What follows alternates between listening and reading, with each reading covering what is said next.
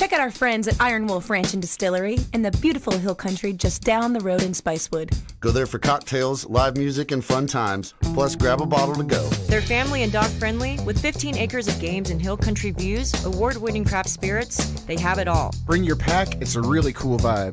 There's something for everyone. Ask for Iron Wolf at local bars and restaurants. Check them out online and social media. Iron Wolf Ranch and Distillery, bold spirits, Texas attitude.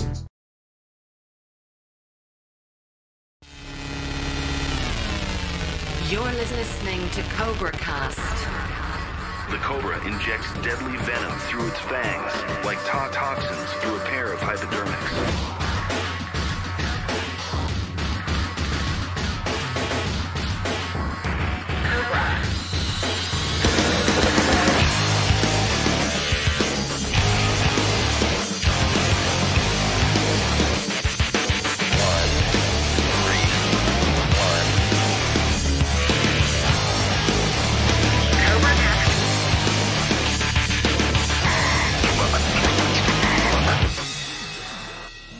This is the Cobra Cast, and here's your host, Bobby Sharon.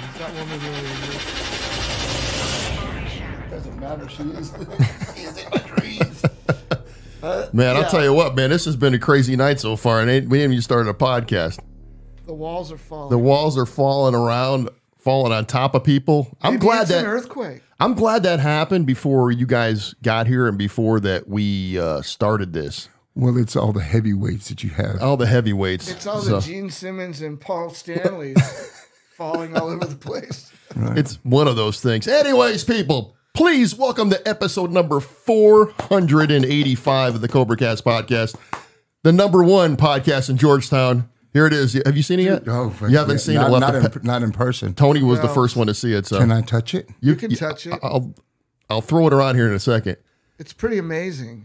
It's pretty cool. So anyways, the International Brotherhood of Podcasters sent me that. And so #1. I am the #1 podcast in Georgetown, Texas. So there's like, I think 6 of us now. So I outdid the other 5 and I am #1. And that 6 podcasters. 6 podcasters in Georgetown. True crime guy. Yeah. There's a guy that has you're the music guy. Yeah, he does a bakery podcast or some shit. Yeah. Bakery, that's down the road or something. A gardening guy. Right. Oh, hello. Hold on a second. I say guy, but it's, it could be I'm already dropping shit. They or them or whatever. Right. Yeah. There you go. Well, look at the almighty belt. There you go. Damn, it's heavy too. It's a heavy belt. I thought it was light. No, it's the real deal. Like, when you think of getting a belt, yeah, and you're ordering a belt, you think you'd get something plasticky. No, dude, that's the real deal. I question its ability to hold up one's trousers. Have you seen my buckle, baby? Yeah. Anyways, it'll gird your loins, like for real. Yeah, for real. That don't even fit on me. I gotta. I think I have to put Velcro on it so I can wear it. So, anyways, I'm being so rude, man. First episode of the year. And we got some heavyweights tonight. Mr. Tony Scalzo from the one and only Fastball. And Mr. Nathan Oliveras from Stupid Drama. Here it is, the first episode of 2023. Happy New Year, everybody. Happy New Year. Happy New Year, people. And all that fun Spanish stuff. Yeah. All of that. You know what? I was reading a story about you about a week ago. And Feliz Navidad. That's what it was right there. Are you serious? It was... I don't know how I ran across it, but it was, remember the snowpocalypse? Yeah. That we had a couple years back. And I thought we were going to have it last week. Didn't they do I was freaking out. They did a story on you about it, right? The news crew. Oh, because I was pissed and I started raising hell. Bitching at the governor, bitching at the, everything. But, and it's happening again. It's happening again. A bunch of people died. And... I'm not going to say he was a really good friend, but,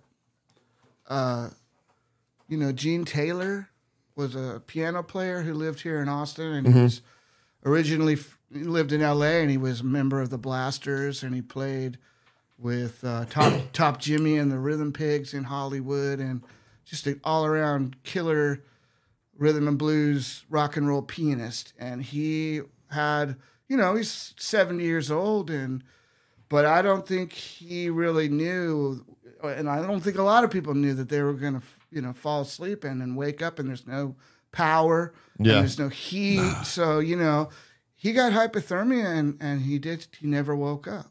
Damn. Wow. And that's a crying shame. It is.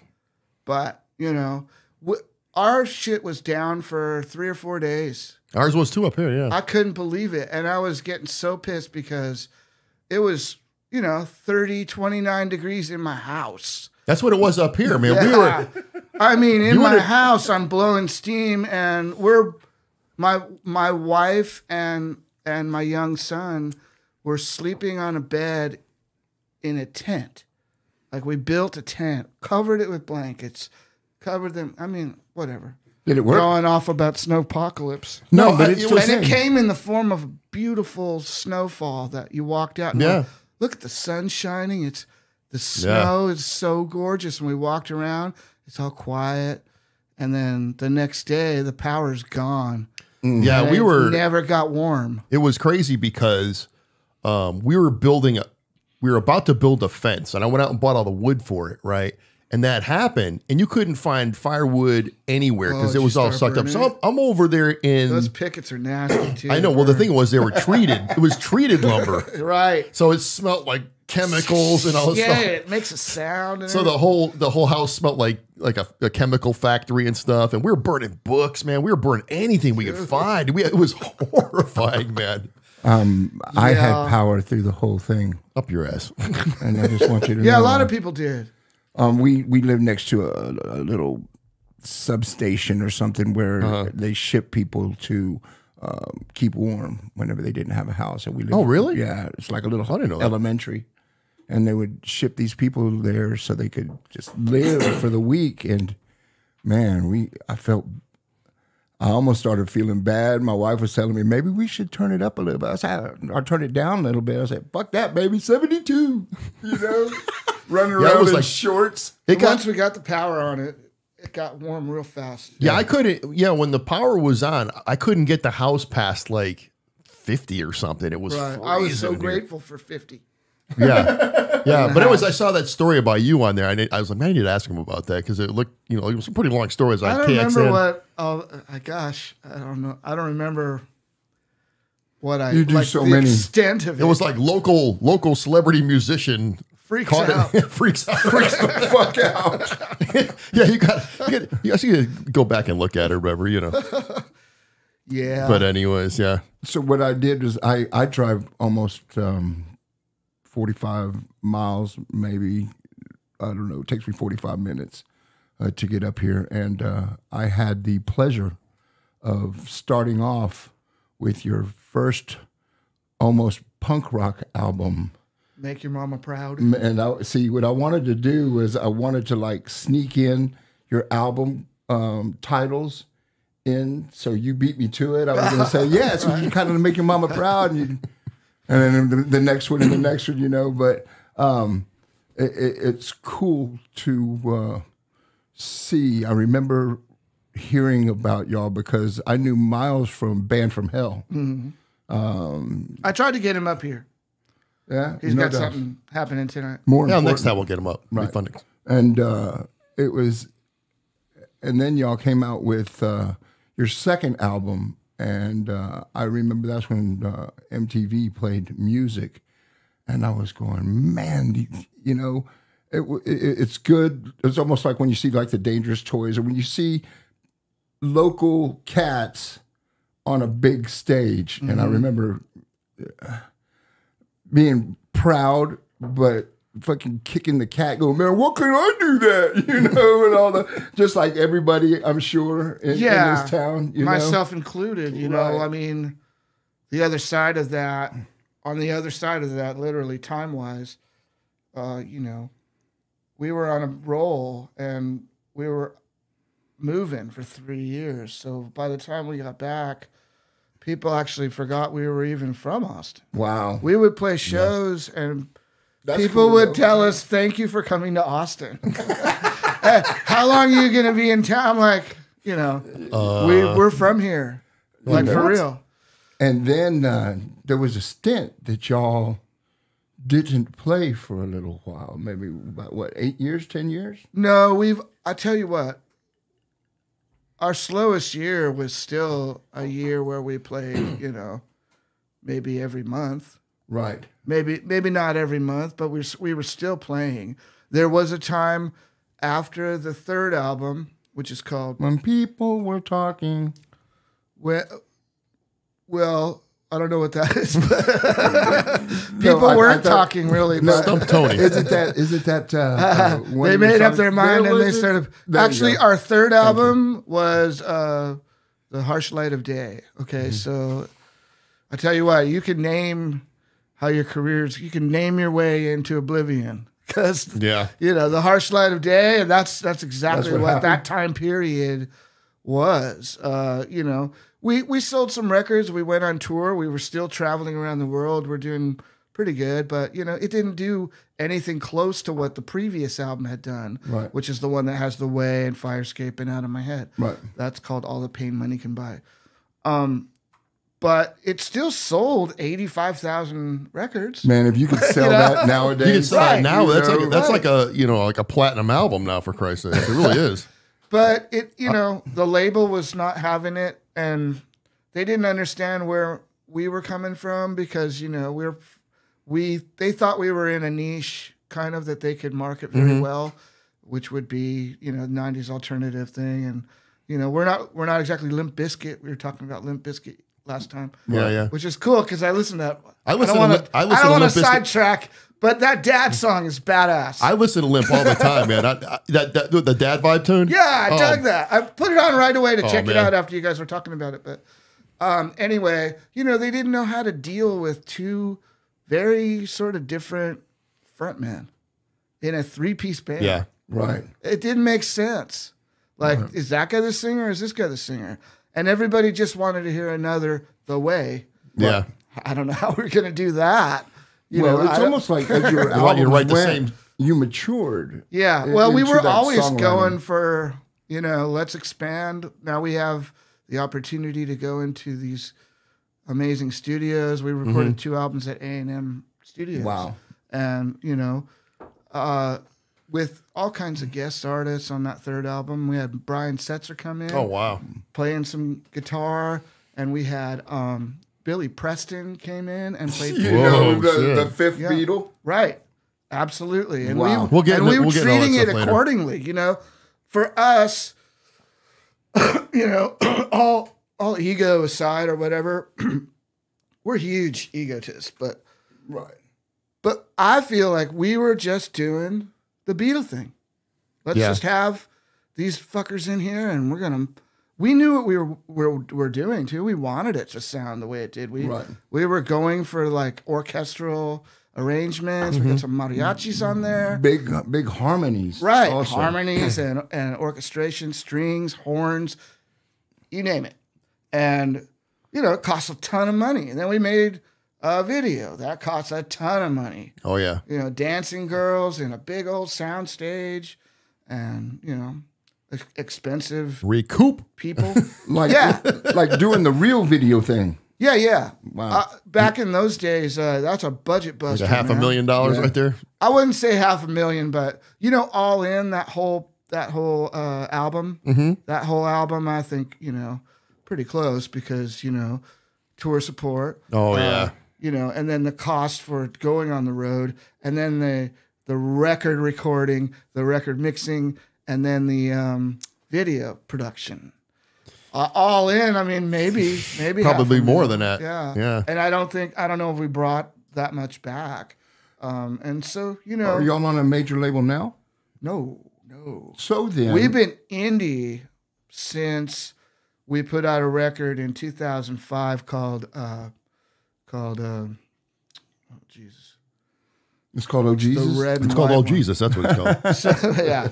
We put out a record on Rykodisc, and Rykodisc was moving into we got dropped from Hollywood, which was our major label. We put out 2 records with them. Right. And then we moved to Ryko with our Hollywood A&R guy named Rob Seidenberg, who had moved over to Ryko.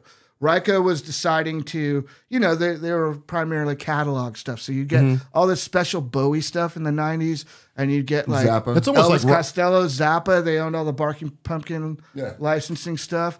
And, so we were like, yes, good company, fantastic. And they were going to turn into an actual label that's going to. But after we finished the record and we're getting ready to do a bunch of promo, taking photos, getting ready, president of Ryko leaves. New president decides he's not crazy about us. And then he decides that they're going to just blow it all. And just go back to the... Too many chiefs?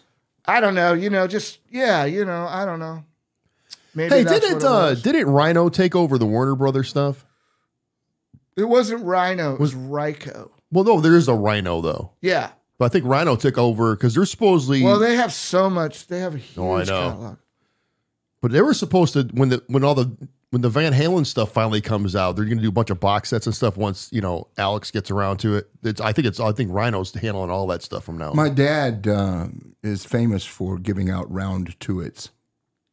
Giving out what? Round tuits. Round I tuits. told Getting around to it? Yeah. round tuits. Yeah. Smarting off to my dad. You done the lawn yet? No, Dad, I haven't got around to it. So okay. He gives me a little piece like this and writes "to it" on there. Yeah. And hands it to me and says, go mow the fucking lawn, boy. It's like, I guess I got around to it. So there you go. I don't know. There was an album that sounds really great. I wanted to talk to you. It's something like there was a recording difference from album to album, but the one with the just had it. You came prepared tonight. The Help Machine. Oh, this one. Right. Yeah. I got a bunch of gifts. And by the way, dude, Tony, thank you so much for all that. That album is tits. It's a great Thank record. you. It's our first. Here, I'll put that over here. It's our first record that we did with Steve Berlin as producer. Oh, wow. And since then, we did another few songs with him. And it sounds like he pretty much knew your sound and how to make it bigger without squishing it. Does that make sense? Yeah. Because some of your songs, and he some did of your achieve that catalog- by being a little bit more tricky with some stuff that we wouldn't have thought of. Like, don't clutter it with all kinds of stuff. Be strategic about where you put in these special new parts. A lot of it had to do with little keyboard parts that he would, sing to me. And I'd play it right there in the control room, and we just record it right there. And it's really simple stuff, like little keyboard ideas. Hum along things. Yeah, nothing major and nothing difficult to play either. I mean, I think that, we're a band that our gift is creating good songs. Crafting songs. Songwriting, song type stuff, And both of y'all write though. It's right. Like I was and sometimes we write together, and sometimes we have somebody else and work with them. Like we've been working a bit with David Garza. Mm-hmm. We haven't really writ songs with him really, but he's been helping us with arrangement and with the kind of stuff that Steve Berlin was helping us with as well. How's he doing? David. Steve Berlin? No, David. Oh, David's great. He just had a little son. Oh, that's great. He's married to a beautiful woman, Samara, and they live in Los Angeles, and they just had a little boy, literally like 2 months ago. I haven't heard that name in a long time. He's great. He's been staying in LA, and he's been working really consistently with other artists. And he's been doing production, and he's been doing his own thing. And he just played New Year's Eve here. Oh wow! At Lambert's. Okay, cool. He did a New Year's Eve show. Wow! Oh, nice. I stayed. I don't really go down.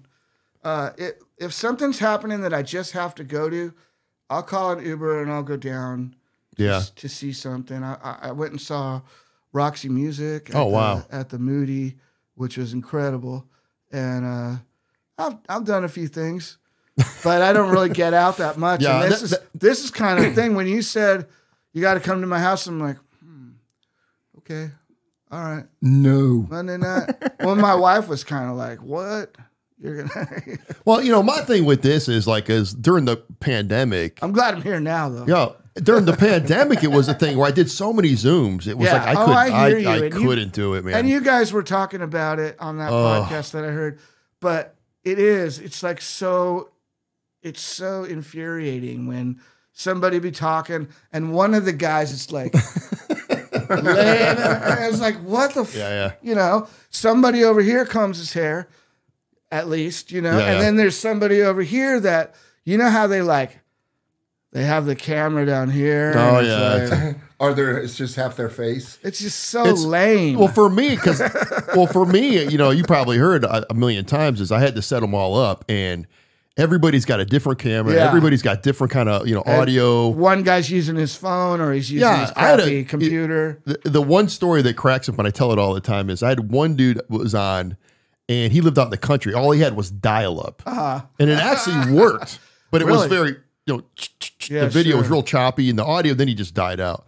But, what, you know, pixelate and oh, yeah, it was craziness. But like I said, it's, you know, the people that have that down is Jason and Metal Dave. They got their stuff down when it comes to that. They only interview one guy at a time. Yeah. I was setting up like 5 or 6 screens on there at one time. And it was a nightmare. So my thing is, it's like if you're able to come up here, I'd rather do it up here because the interaction's way better. This is great. You know, and I think we should come again. Oh, 100%. And bring some guitars in. 100%, man. Yeah. Because there's enough time and there's enough. We can fill up. We'll make this thing. Blow it up. Yeah. Oh, so anyways, on the flip side of that coin, we'll make it entertaining at least. Not interrupting what you guys are talking about. So I think from here on out, me and Nathan do an Austin, Texas video podcast. It's a music video podcast where we kind of get, I don't know what, about a dozen. We only play my video over and over. So we kind of get the newest, you know, dozen videos from local artists, and he'll be my co-host for that. We play them on here, and we just kind of, you know, mess around and bust balls for 2 or 3 hours. And then on the other flip side, Tony Park from Push Monkey and from 333, he's going to be coming in as a co-host on some episodes. Mm-hmm. And by the way, I want to let everybody know, my condolences out to the Park family. Tony lost his mom right before Christmas. So he's dealing with that right now. And, you know, we love you, Tony. 22. Yeah. 2022 was a mother. It was. Yeah. So hopefully 23 will be a lot better for everybody.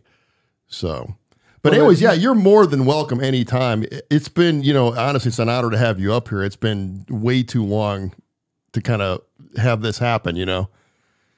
Well, you know, you know where I was talking. Where to find me. Yeah, and so we were talking. Where did you find me anyway? It was on TikTok. I was sitting there. It was on TikTok. I believe you're right. Yeah, it was a TikTok. He's got one video. I have 2 on TikTok. Yeah, TikTok. That's all we have. Like, I want to be able to, you know, to do whatever's current or right and everything. But yeah, it's a real bitch for guys our age. No kidding. People being 36 like we all are. Yeah, I mean, you know, it's true. That's one thing I want to get better in the new year is your TikTok, just the social media stuff. Yeah, but you were saying that. Well, they might get rid of it or whatever, right? That's true. That's one of the reasons I don't pour that much effort into it is because they want to ban it because of all the... There's some bullshit on there. I'll tell you what. I'll tell you what. Yeah. It's ridiculous. There's some crazy stuff on there. It's a lot of it's stuff from China, the videos and stuff, and you see like animal abuse and just crazy shit like that. And I'm just kind of like, oh, you know, I don't need to be seeing all that. I saw some guys get shot up. Really? Yeah, like a drive-by. And you see the tracers, and then you see the way the bullets land on this car, and it's like, and then the guys are in between it, and they fall to the ground and they die right in front of you. Yeah. Like, is that something you I don't can put on I guess so. I don't know what isn't it like a Chinese website or something, or a Chinese act? So Right. Y'all are scaring me. Yeah. You know, It's But scary. it's like, but you know, it's like the newest thing that everybody's getting on, and they say that if you can get on there and to promote whatever, and and it proves you're young. yeah, and I don't know if I want to be that young. It's a youth test. Yeah, that's the whole thing. It's like, man, you know, I'm on Facebook. I barely dip my toe into Instagram. I'm hardly on what do you call it? Twitter. You know, Twitter is a big hot mess. I now. got rid of my Twitter. Did you? I never really used it that much Yeah. anyway, but I was just like, that's it. Other people were saying, I'm going to get rid of it. And I'm like, yeah, I don't use it anyway. So Yeah, I barely ever use that. But you know, I'm trying to get better at Instagram, but I'm just trying to just do what I have to, and not say the minimum, but you know, it's a lot of work. well, it really you know, is. I'd hate the idea of like, you know, having to depend on those things to promote your band. Yeah. I think that we got a lot. Look, yeah, I'm going to talk about our band and what we're doing these days. Good okay? idea. I already told you we've been keeping it going with the recording. We've been very busy writing and creating new fastball music all the way through the pandemic. We've been in the studio. We were in the studio in May with David out at Sonic Ranch near El Paso. And we're going to go back in there in February to do more tracks. We have a Patreon. Podcasters, you know That's a about podcaster Patreon, thing, yeah, big time. right? Okay, well, there are some musical artists that use Patreon too to give their fans exclusive, you know, new Stuff. material and original material, and we have a pretty significant amount of subscribers right now. We want to, you know, always quadruple have it. more. Right. Yeah, we want to quadruple it over and over, you know, but we are able to fund our recording projects. You That's know, great. Not primarily, but, you know, Yeah. supplementally. And, you know, it gives us a kitty to go and you know, and plus we also have good friends in the industry that help us out with the bro deal and, you know, give us a break. Because, you know, if we were to try to go to Los Angeles and go to the Hit Factory and work with some fancy producer, you know, to do it all through those channels, it would cost 10 times more than we are able or willing to pay. Right. So, like, we're fully independent. We fund our own projects. We pay ourselves back. So you own everything then, right? We own all the masters. That's awesome. Yeah, but we still don't own the masters to our Hollywood stuff, and we never will. Is there a I think time that limit? shit burned up in that Universal fire anyway. Oh. So who knows? Yeah. And Is there a time limit on that stuff when it comes to like albums you recorded way back in the beginning? only if you have it on your contract. Well, because I know that there's artists that like I don't know if They it's say court. we have to have our masters. You know, we want to retain possession of our masters. If it's on the contract and everybody signs a contract, then they have to. But I don't think we had that on our contract. You know what I'm saying? So, Well, if you don't have because masters, we've asked over the years, like, how much would it cost to obtain the masters? How much for you to release them to us? Can you do it for free? You know, and then the answer is always negative.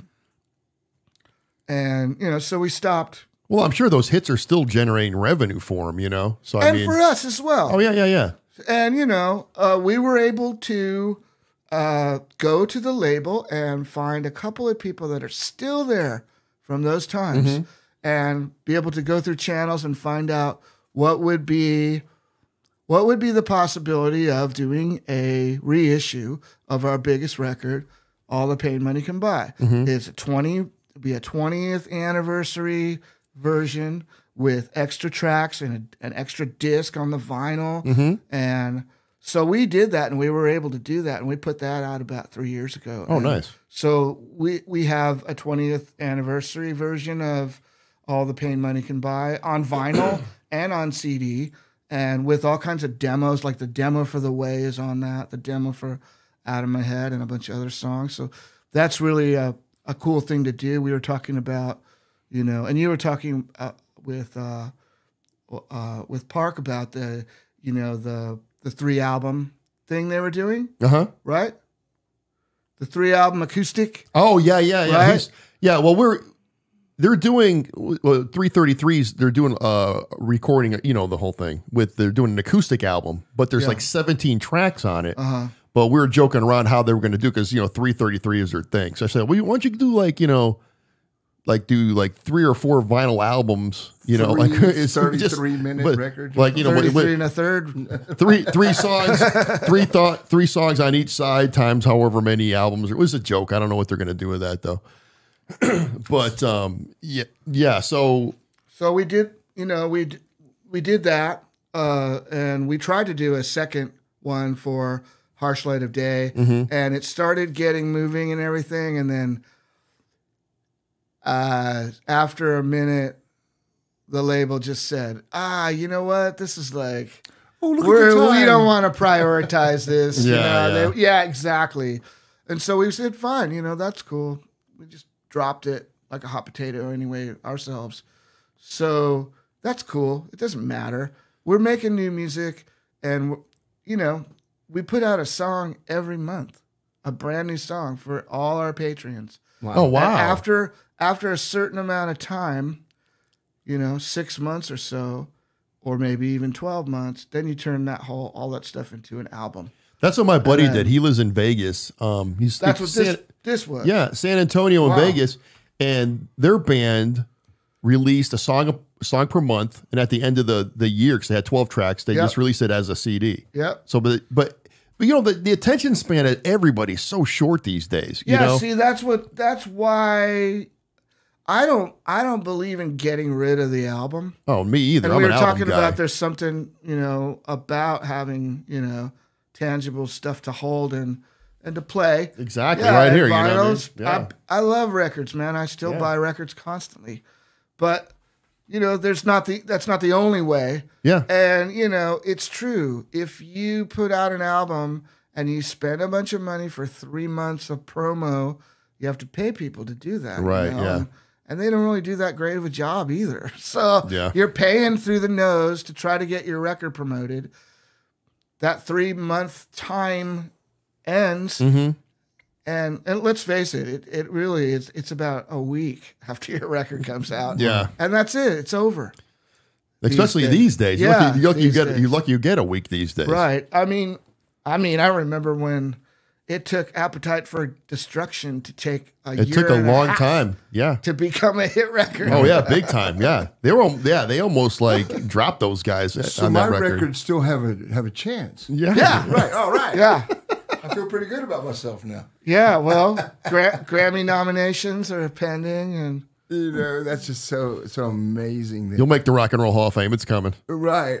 You know, and I think everybody as musicians, we go in there with, even though we don't tell people, we think this is the best work that we've ever done, or it wouldn't be on, you know, right. We wouldn't make it if you we guys didn't are true think artists. it was, right. That's the way you. And that's the way we all operate.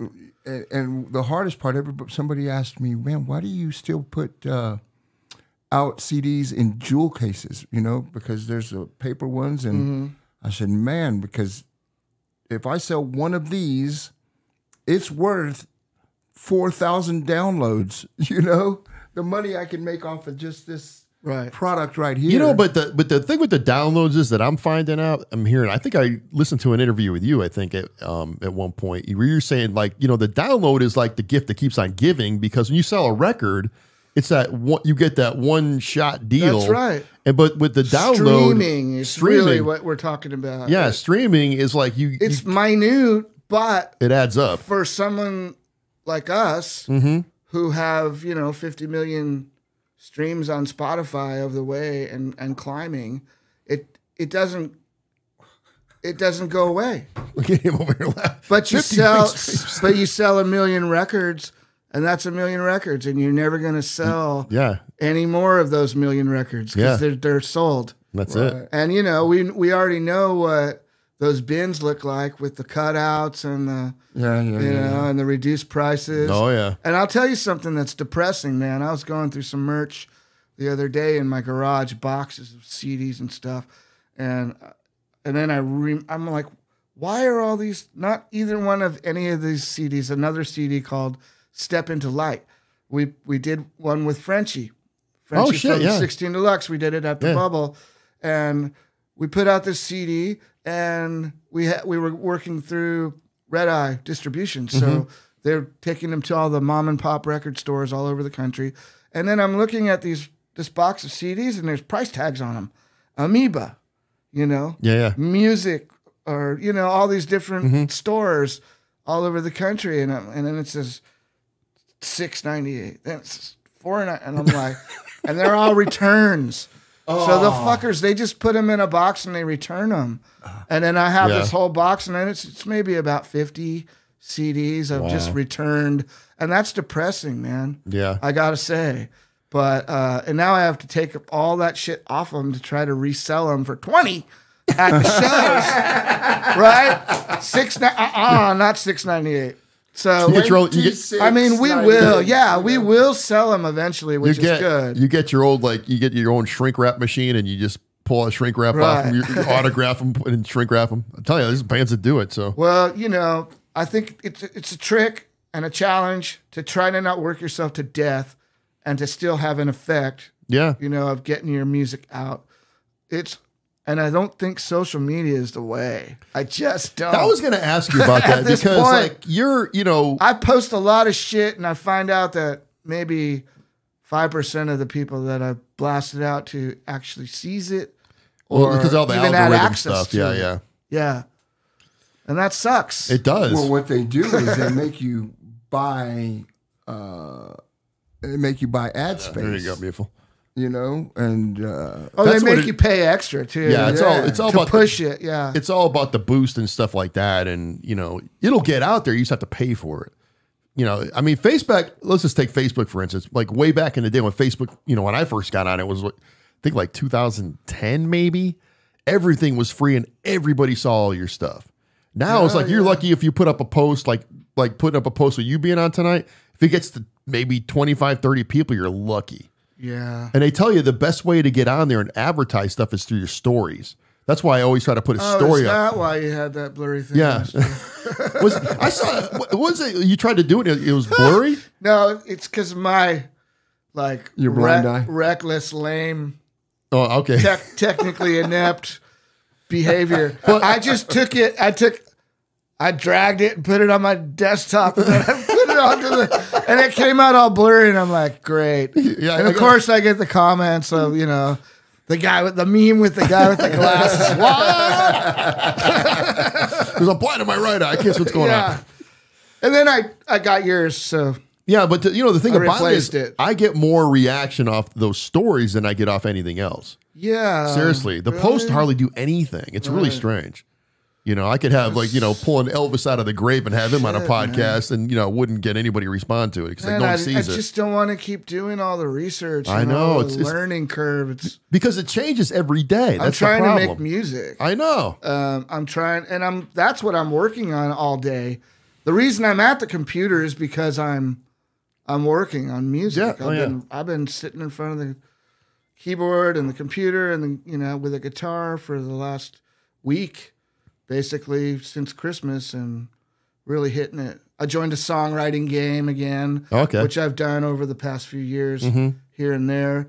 But I with a small group of guys that I know. Is that you have to write a song a week or something like that? And somebody throws up a prompt, and you just gotta write a song based on whatever that prompt is. And it always works for me. Always to get somebody to go, to say like, raspberry or something. And you're like, fucking raspberry?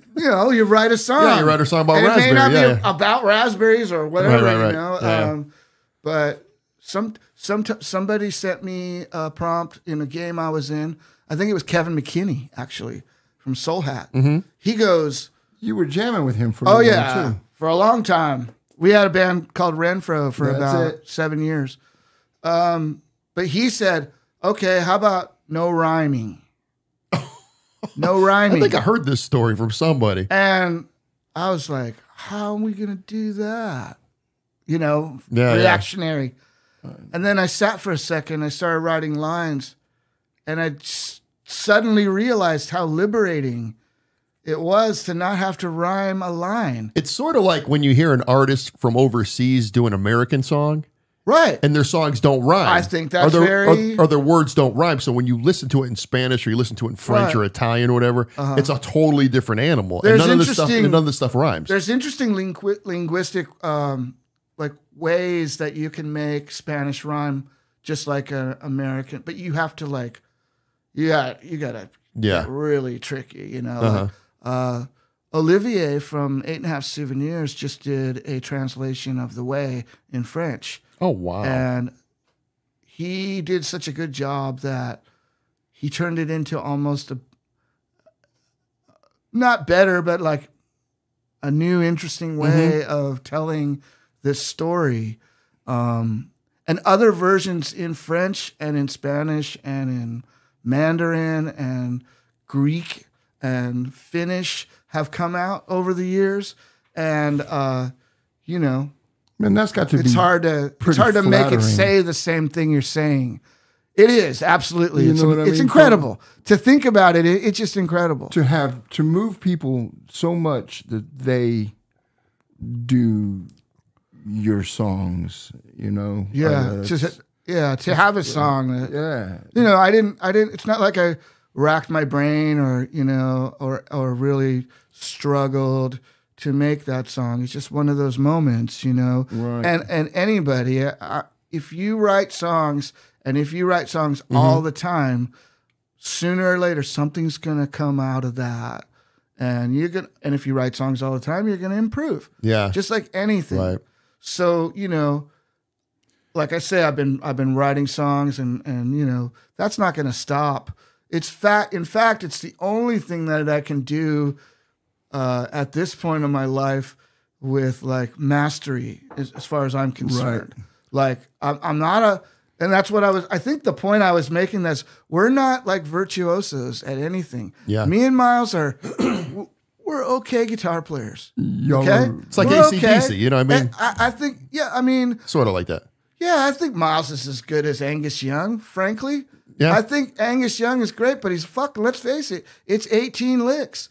And that's it. Yeah. You know, but Miles has all kinds of and he does research and he, you know, and we don't have the time to sit there with YouTube videos and practice our, you know. Yeah, but it's all about the song. arpeggios. It's all when it comes to songwriting, Right. it's all about the hook. How does it serve the song? It's all about the hook, and for me, it's all about the groove. You know what I mean? If it doesn't have groove and it doesn't have a hook, it's just, to me, it just kind of falls by the wayside. Right. You know what I mean? For a great song, I excuse think I me. agree with that. Yeah, you know what I mean? Hook and groove. That's why Nathan needs to kind of figure some shit out in his department. Over I here. just did a show Just kidding. in another town with a true live hero, Whitley Whittler. And he just, it's like you were watching him and it was like your jaw would drop. It's like, how the fuck did he get that sound and play it so fast? Who are you talking about? Whitley Whittler? Whitley, yeah. His name's Whitley Whittler. Whitley. Anyway, Whitley. as I was getting my sound, I plugged in my board straight into the PA. I play the 12-string all the time now, so hit that 12-string, and I whooped his ass with him doing all of that widdly and kicking ass with Jingle Bells. And the reason I'm saying that is because while he was doing that, all anybody could do is just drop, just like, oh my, that's an amazing guitar player. But I started Jingle Bells, and everybody started dancing around. Everybody started singing the words. Yeah, that's what it's about, man. There's not much use for a million notes at once. There just really isn't. Other than, you know, my rhythm section, I need to tell them that, but I'll lose them. It's like there's more notes. You know, there's put in there. You know, there's a time and place for that kind of stuff. You know what I mean? And as I kind of grow older, I listen to more like, you know, 70s Rod Stewart or, you know, 70s Rolling Stones with Mick Taylor kind of stuff, or you know, even just singer-songwriter stuff. Like when back, you know, growing up in the 80s, it was all about metal and hard rock and whatever. Right. Now it's all really more about songwriter stuff. You know I what I mean? listen to things that I can't play, You know? and then he told me about this, so I went back in your catalog, and it was like, there I'm listening to songs that I will never be able to write because I'm my own worst critic, and I don't think that I could get. I think I would get in my way. Yeah, you're doing it right now. Right. You By know, saying exactly. that. Well, there you go. But no, the style that y'all play is it's not widdly. It's just good fucking songs. And I think that that's what's missing a lot nowadays is the good songs. Plenty of songs out there, plenty of hits out there. People are in a hurry to get out and be real, but you have to have something to present. Right. Some people put out everything they do, and then you have to weed through the muck and find the things that work. Let's face it, albums. I'll go into a record store, and even like it's just not anything different than has always existed. Mm-hmm. I buy records from all over time. From the 60s, the 50s, 80s, 70s, whatever.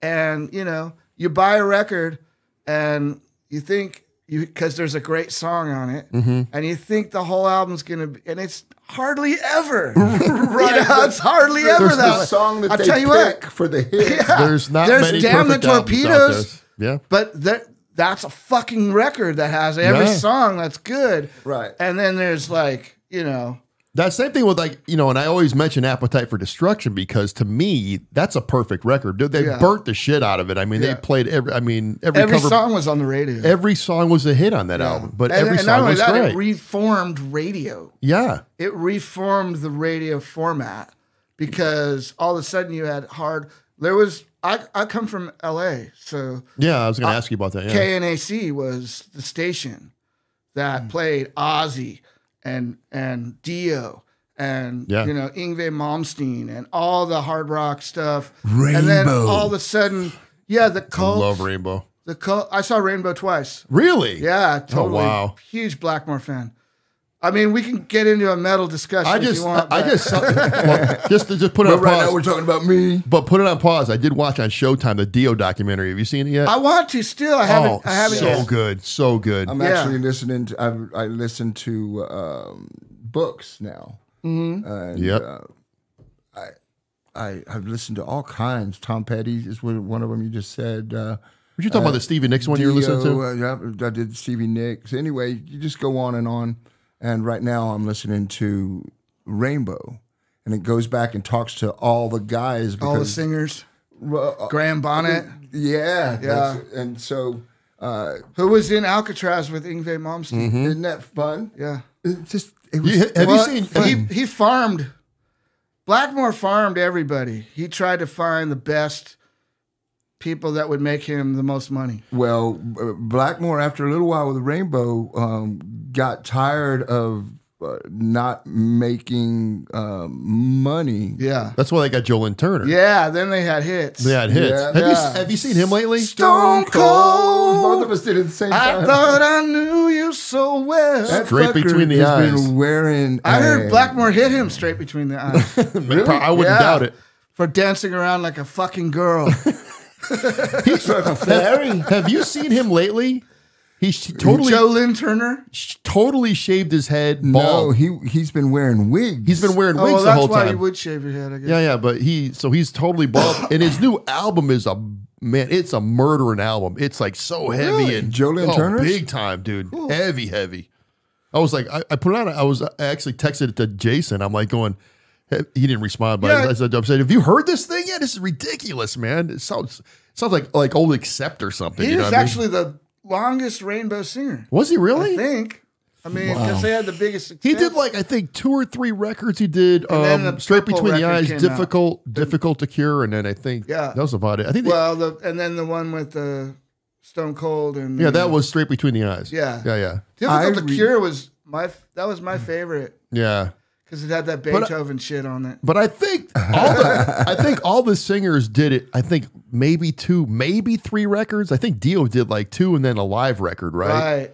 And then joined Black Sabbath. he was a Sabbath for no, but which was a great move, man. it's a great move. Such a great Black Sabbath isn't Black Sabbath without Ozzy. Like you just punch somebody in the face because I didn't like. Ozzy was sucking right there. Yeah, I'll tell you, Heaven and Hell and Mob Rules are two great records, man. One Two of the great. first concerts was Styx back in the day with fake tickets, and then we went to the Ritz in Corpus Christi. Yeah, everybody was drawing fake tickets to see Styx. But we went to the Ritz and saw that Van Halen opening up for Black Sabbath. Right. Oh yeah, And killing, wiping up the floor with just them. Yeah, fucking murdered them. And we were getting high for the course. first time. And after... So was that 78? Something like... seven, Yeah, because early. Never Say Die. It was like, what the... Why? So it had to be 78 because that's the very first Van Halen record. Right. 78 was first one. Yeah. Yeah. So it was like, man, let's get out of here. You know? Yeah. Fucking. They had to do something, but Yeah. yeah. So you got to really sit down and watch that documentary, man. It was they did a great job with The it. Dio one. Oh yeah. Yeah. It's on Showtime. Not only it's on also on Facebook. Somebody downloaded it to Facebook. Oh, did they really? So I got Not to see, Facebook. I'm sorry, YouTube. I got to see here in Austin. I got to see the Monsters of Rock with Scorpions, Leonard Skinner, Dio, Ted Nugent, and Megadeth.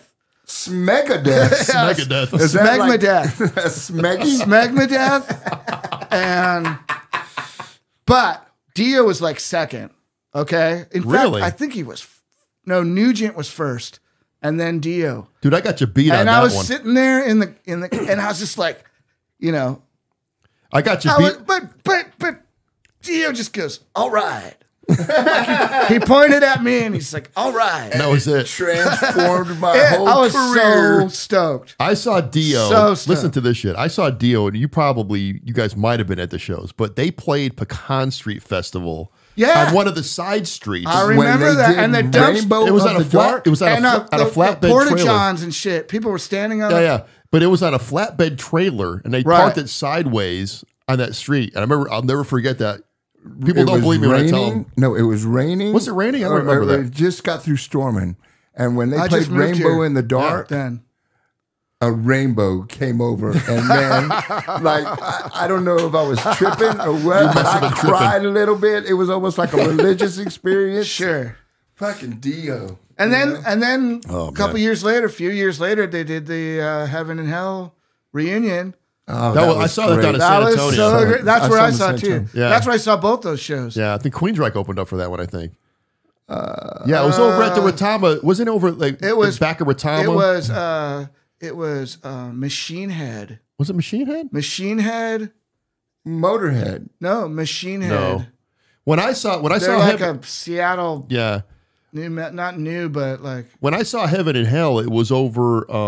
It was like the AT&T Amphitheater. It was behind the dog park in Selma. yeah, that's where I saw. it. Yeah, well, I think Queensryche Was it opened up. Queensryche? It was Queensryche opened up for him. See, I find it hard to believe that I saw Queensryche. I can't remember. It was yeah, Megadeth, Heaven and Hell, and another band. we don't know. I remember We need to go. We need to Google it. The reason why Yes, I dude, the Google reason that shit. The reason why I remember was because this couple that I went to, they were monster Queensryche fans.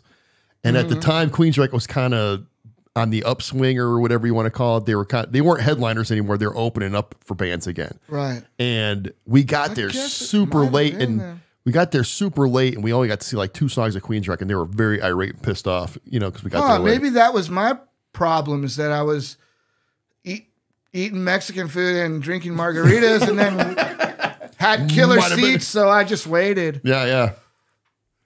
That's cool. They were killer though. And that's a great record too, because they talk about that album. That new singer Todd LaTorre for Queensryche. Oh, he's great. Just They have a new ridiculous. singer? yeah. Yeah. Really? And everybody goes, man, you fooled about Jeff Taint. But Taint. Hey, I was going to ask you. You were in L.A. like in the late Speaking of '70s, right? taints, Speaking of taints, yeah. were you? I was 14 in 78. Were you? I mean, did you kind of witness the kind of the blowing up of Van Halen out there? Yeah. Did you really? Oh my God, yes. And those shows you're talking about was like Heart, Van Halen, Foreigner, and the headliner, Black Sabbath. Wow. And both Foreigner and Van Halen became super huge. Oh, they're and Heart, of course. Oh, yeah. But Van Halen. It's, you know, back in LA, you know, they had these shows and there's fucking huge amounts of bands at stadiums. Right. You know, the thing about Van Halen makes me really sad because I love Van Halen. I mean, they didn't put out more albums? No, not that. It's just that the youth of today barely know who they are. And it really irks me, man. When you talk to people about Van Halen, they're like, who's Van Halen? I'm like, what? They're more in tune with Wolfgang than they are with Eddie. You know what I mean? Right. And it burns my ass. Time marches on. I know, but still, Time but those. marches on. I try to get people into Elvis Presley and they just like. Yeah. You see this right here? Nice. Yeah, I'm a big We Elvis were guy. watching some Elvis stuff the other night, me and my wife, and it started out with, you know, YouTube kind of sends you in these awesome rabbit places. holes. And I was like, Sinatra, Caesar's Palace. Let's check this out. Yeah. It's like, stand up and grab all of me, right? And I'm like, hey, this is badass, you know? And you realize Caesar's Palace, it's not giant. No, it's it's like not at this little theater. It's maybe 1,000 people, 1,500 at the most. Yeah. And they're all sitting around on tables, lounging, you know. And that made me want to go and check out the Elvis in Vegas. And you see Elvis 1970 in Vegas. Yes. Fucking 70 and 72. And he looks like those are the top he looks years. like he's Yeah. fighting. He looks like he needs to have that belt on, right? Yeah. And then you look at him 78. 70. He died in 77. Yeah. Seriously, like June 77. And that's when he does that. Yeah. Oh, my love. You Yeah, know? yeah. And you're like, me and my wife are just sitting there with goosebumps going, look at this. He can barely talk, Yeah. walk. Oh, yeah. And he goes to this piano and it just nails it. Fucking turns into an angel. That's right? awesome. Yeah. We just did Elvis. We just did a show with a bunch of A-listers for ADHD. Yeah, that's all of us. Right. No, do you know? We started this conversation. ADH. Was I there? Heebie-jeebies. Have you heard of the heebie-jeebies? Yeah, kind of a soul dudes. Yeah. And I remember those guys. he had a didn't they move here open- from Shreveport or something like that? I think I don't know the particulars of that, Right. but I know that he was Little Joe's son, and so we from Temple. We played, and then Dave Scher with Brennan Temple played, Right. and then Little Joey La Familia came on, and it reminded me of the old crooners because he was up there, Right. just crooning away and with a little Latin flair to it, and it was just, it's like, man, this is Texas royalty Right. sitting here, man. So King of the Brown Sound. you know, just like it was amazing. I got to tell you, I really want to talk about Texas because, you know, I did grow up in Southern California, and everybody in Southern California, they really well, they are here now, but they believe that it's the, you know, it's the center of the universe. They don't know that there's different places. I think, you know, that's how I was when I got here. Right. I thought Yeah. I knew it all and I knew everything about blues and shit like that. And then when I started working, I had to work as soon as I got here. 1993, I started working at a factory. So I'm on the floor and there's all these people, and mainly, you know, it's brown people. And what are they talking about? They're talking about Tejano music, and they're talking about what they're doing. We're going to Club Dallas, or we're going to, you know, these places around town. And then there's these other dudes, and you know Steve Perez, right? Yeah. You know Steve Perez? Yes. So I worked with Steve Perez, and he was just kind of just starting to play. And he's like, "Yeah, I'm starting my band. Yeah, we're gonna be brutal, dude." And you know, I'm like, "Cool, man." You know, he's into metal. I'm into way more than metal. That's the thing. You know, Right. I think that has a lot to do with Fastball being not able to, Find a niche. yeah, because we're just like all over the board. And but anyway, he got in a pretty successful band, and they were like, he turned into a real dude. But I started getting into the culture of Central Texas, and I realized that a lot of the metal guys. My buddy Johnny Zamaripa from San Antonio, I was working with him, and he was all into Watchtower and Dangerous Toys, and so we talked about metal, and over here these guys would talk about punk, and then all the ladies would talk about Selena and all the Tejano music, and then I started realizing there's different genres of Tejano music, Texas is known for like and there's a the plethora R of and B music. and the blues and then I started getting in a band with Paul Miner playing Texas jukebox favorites in a band called the Texas Tycoons, Right. and I would just play piano and learn how to play Bobby Blue Bland and They're playing again. Buck Owens and They've got a gig coming up. who Tycoons? Yeah. They play every week. They still play at the White Horse right now. They're at the White Horse playing right now. I saw, and there was a picture, and I was looking. Texas, look, there's Paul. So I thought that was cool. Yeah, I learned a lot in that band because it had a revolving door of different players, and one of the guys that was the singer of that band was a guy named Freddie Warner. He's a good friend of mine from Houston, and Freddie's literally like a music scholar, especially of Americana and everything from James Brown to country to to hard rock even, and we have a lot in common on that front, and I. It took me a long time, probably way past the success of Fastball and going away and coming back to realize that this is my home. And I've lived here for 30 years Texas. now. Yeah, Texas is my home. I got here in 91, so yeah. Yes. From Connecticut, yeah. Right. My dad dropped me off in 1980. I was 15, so what year is this? 5. So We get the calculator out. In 1980, Dad dropped me off. I told him I was going to run away and be a rock star in Austin, Texas. And he says, "You ain't got to run away, boy. I'll drop you off."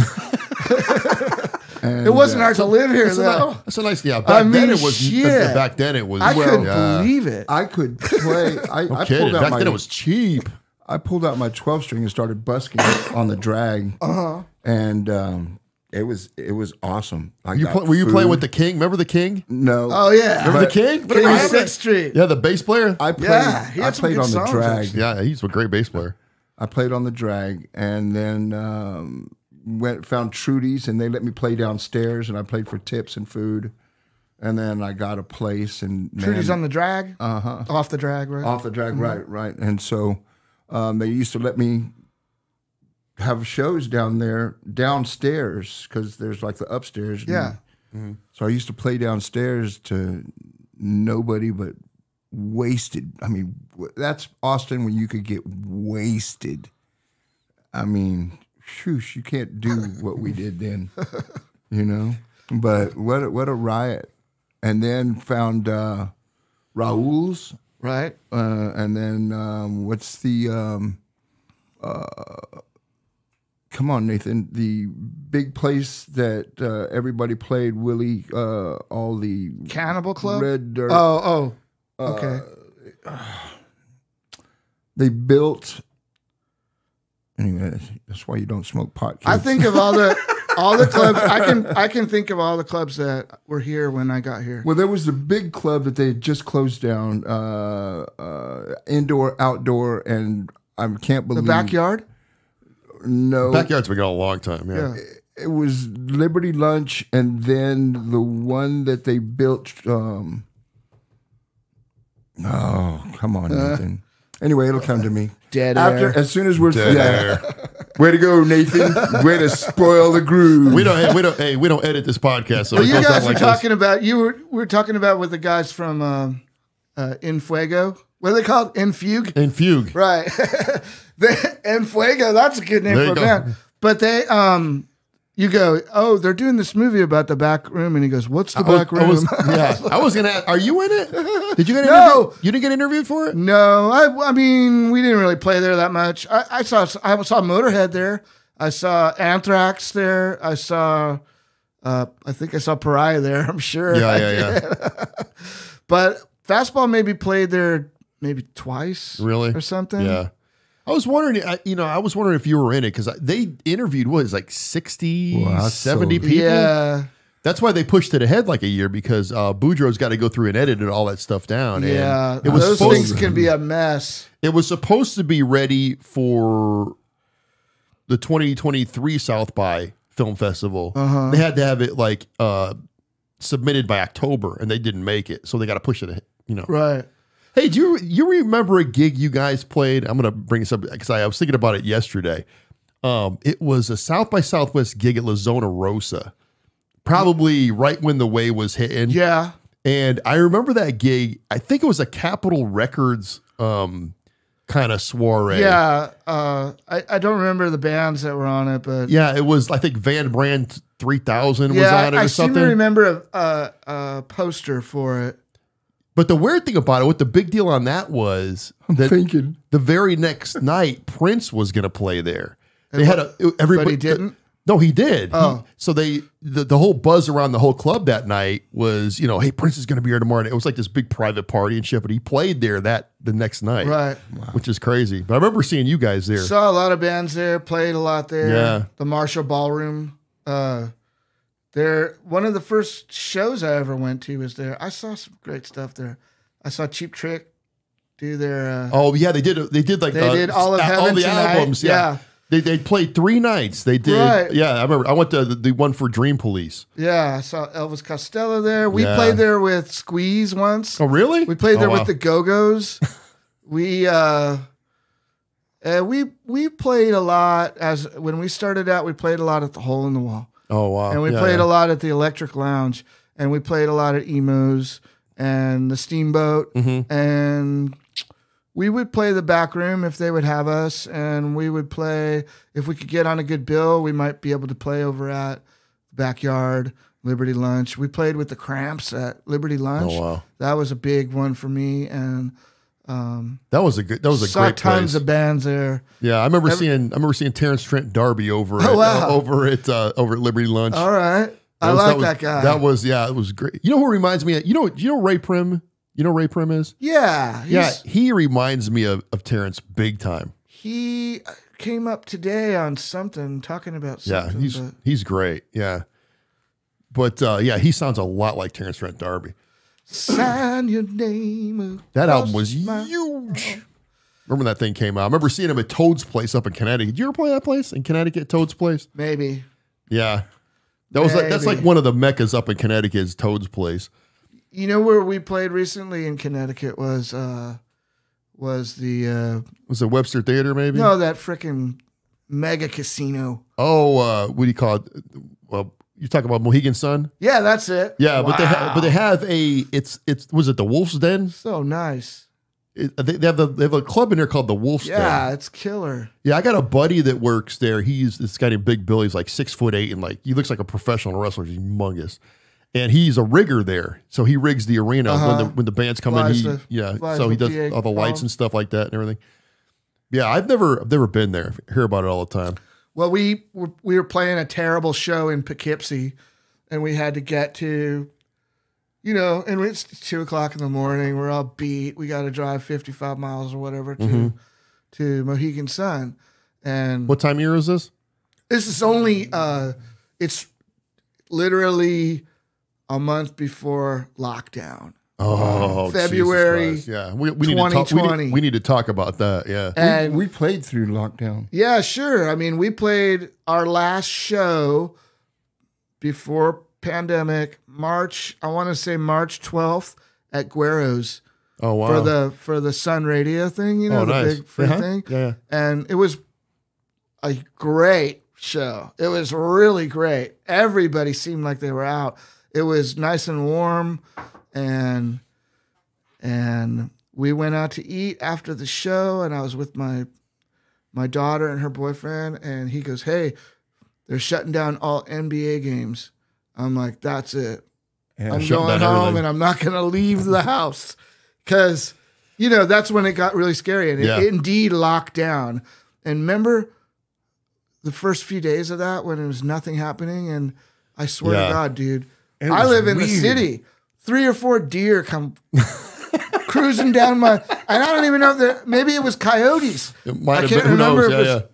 but it was ridiculous, like how the place just, and I was like relishing it. I remember seeing New York City during the lockdown, and it just was empty street. You were in the city then? No, I wasn't. I just Oh, I saw pictures of it and video of it.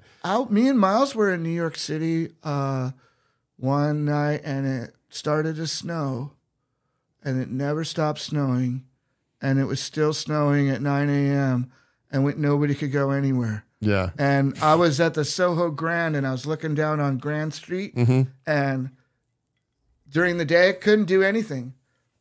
Just looked out the window, and there's people walking. There's a guy going down 6th Avenue, cross country skis. Oh yeah. No joke. And then later on, there's these guys playing touch football in the middle of the street. Oh, yeah. That's Like it ain't nothing. Yeah. That's normal for them. You'll see a lot. Here in Texas, we'll close down. But you'll also see, which is really kind of crazy, which I haven't seen like in recent years. Back when we were kids, you put it was almost like tennis rackets on your feet. And Yeah, you tie them on. snowshoes. Yes, like they were like snowshoes, but they looked like tennis rackets, and you kind of would do this thing. And I was telling my girlfriend about all the horrific shit because in Connecticut, dude, let me tell you something. That's real snow. That ain't the baby stuff that they have down here. The real snow. And I was telling her about Feet, not yeah, inches. yeah. But I was telling her all the horror stories when I had to shovel driveways when I was a kid. At 3 o'clock in the morning and shit. Just craziness. Armadillo headquarters. Oh, You were able to see I was final able to see- shows? Yeah, Toto. They closed in 80, right? Yes, and so Wow. I saw Toto there, Tom Petty, and so to bring it back, I sat there and I wrecked my brain, and it took me that long. when did that close? 80, 1980, 79, Was it 79, 80? 80, something like It that. went for 10 years, I think. and it I was, think Van Halen played I there, wasn't didn't around at all. Yeah, I wasn't. And I didn't in- get here till 93. What was the club that Janis Joplin used to play at? It was a restaurant. Threadgills. Threadgills. Threadgills, I just did a little post the other day where I was getting gas across the street, and it's fucking sad, man. You look at it's all fenced off and Yeah. tagged. I'm like, why can't somebody just make it happen? Well, the reason is because I went there like the last couple of weeks, and I'm an old restaurant guy, and man, they did not give a shit about the service. They didn't care about the food, and it was like. And finally, I walked up to the general manager and said, "We had to send some food back 2 or 3 times." The one on Lamar? No, downtown. Downtown, and it was like, dude. We had to send back food. It was cold. You don't even come and do a visit. And I come to the restroom and you're sitting here busting on little server girls. Like, come on, man. Are you talking about Eddie? I don't know if it was Eddie, but one of their managers at the time Right. was, and I said, that's why you're closing. And then after that, then the one on Lamar closed. Yeah. And it was Well, the like- one in Lamar's been closed for forever. You talking about the one there at Chewy's, right? It actually lasted longer than the one downtown. downtown one closed. Really? Yeah. And that was, they said, around the Armadillo headquarters. It was. It's that same block. Yeah. It is. It was like a Quonset kind of curved roof Yeah. building. Right. I only know from documentaries and from Well, pictures. there's some days where because I was 15 and I would stay out and I would hear the bands and I would drink beers and pass out on the lawn and listen to the bands and then I'd just walk home. Man, it was such a great time, man. Yeah, I bet. Yeah. I went. It was a great time in the 90s, too. I went down there. I don't go downtown hardly any time anymore. But I went down to go see Bill Burr. He was playing over at the comedian. He was over at the new Moody Right. Enormo Dome down there, whatever they call that place. That's where I saw Roxy Music. Yeah. And man, I just don't recognize anything down there anymore. It's so built up, and then the Irwin Center is going to get knocked down. They're putting a hospital there. Well, It's they the put Children's in Hospital. another Moody something or other next to Frank's place. Oh, really? Yeah, and how many more Moody places do we need? I mean, because there's that, I love that Moody theater that they have, the one downtown. The one downtown. The one on Willie Nelson Street. Yeah. The Willie Nelson I love statue. that place, man. It's great. I've seen some great shows there. I bought some tickets and went and saw Dave Matthews. And, man, them seats aren't built for regular people. I mean, they were small. And I didn't realize how bad Dave Matthews sucked. Really? Yeah. It's like he's got his hits. Well, right? Dude, he's got a killer band, though. His band gets off, man, but like in between songs, they were talking to each other, and it was like then like the crowd would start. You could hear it murmur, murmur, murmur, murmur, murmur, murmur, and then they would talk through the songs that the band wanted to play, but nobody wanted to hear. And then they played "What'd you say?" and everybody freaked out, Right. And I said, "Well, that's the song that I wanted to hear. Let's go, babe." It's like I really didn't. I always thought that would be a good show. I'm not a big fan of his. I mean, I respect the players in his band and everything. They're great. I'm just not like really into that. Yeah, I'm just not into him at all.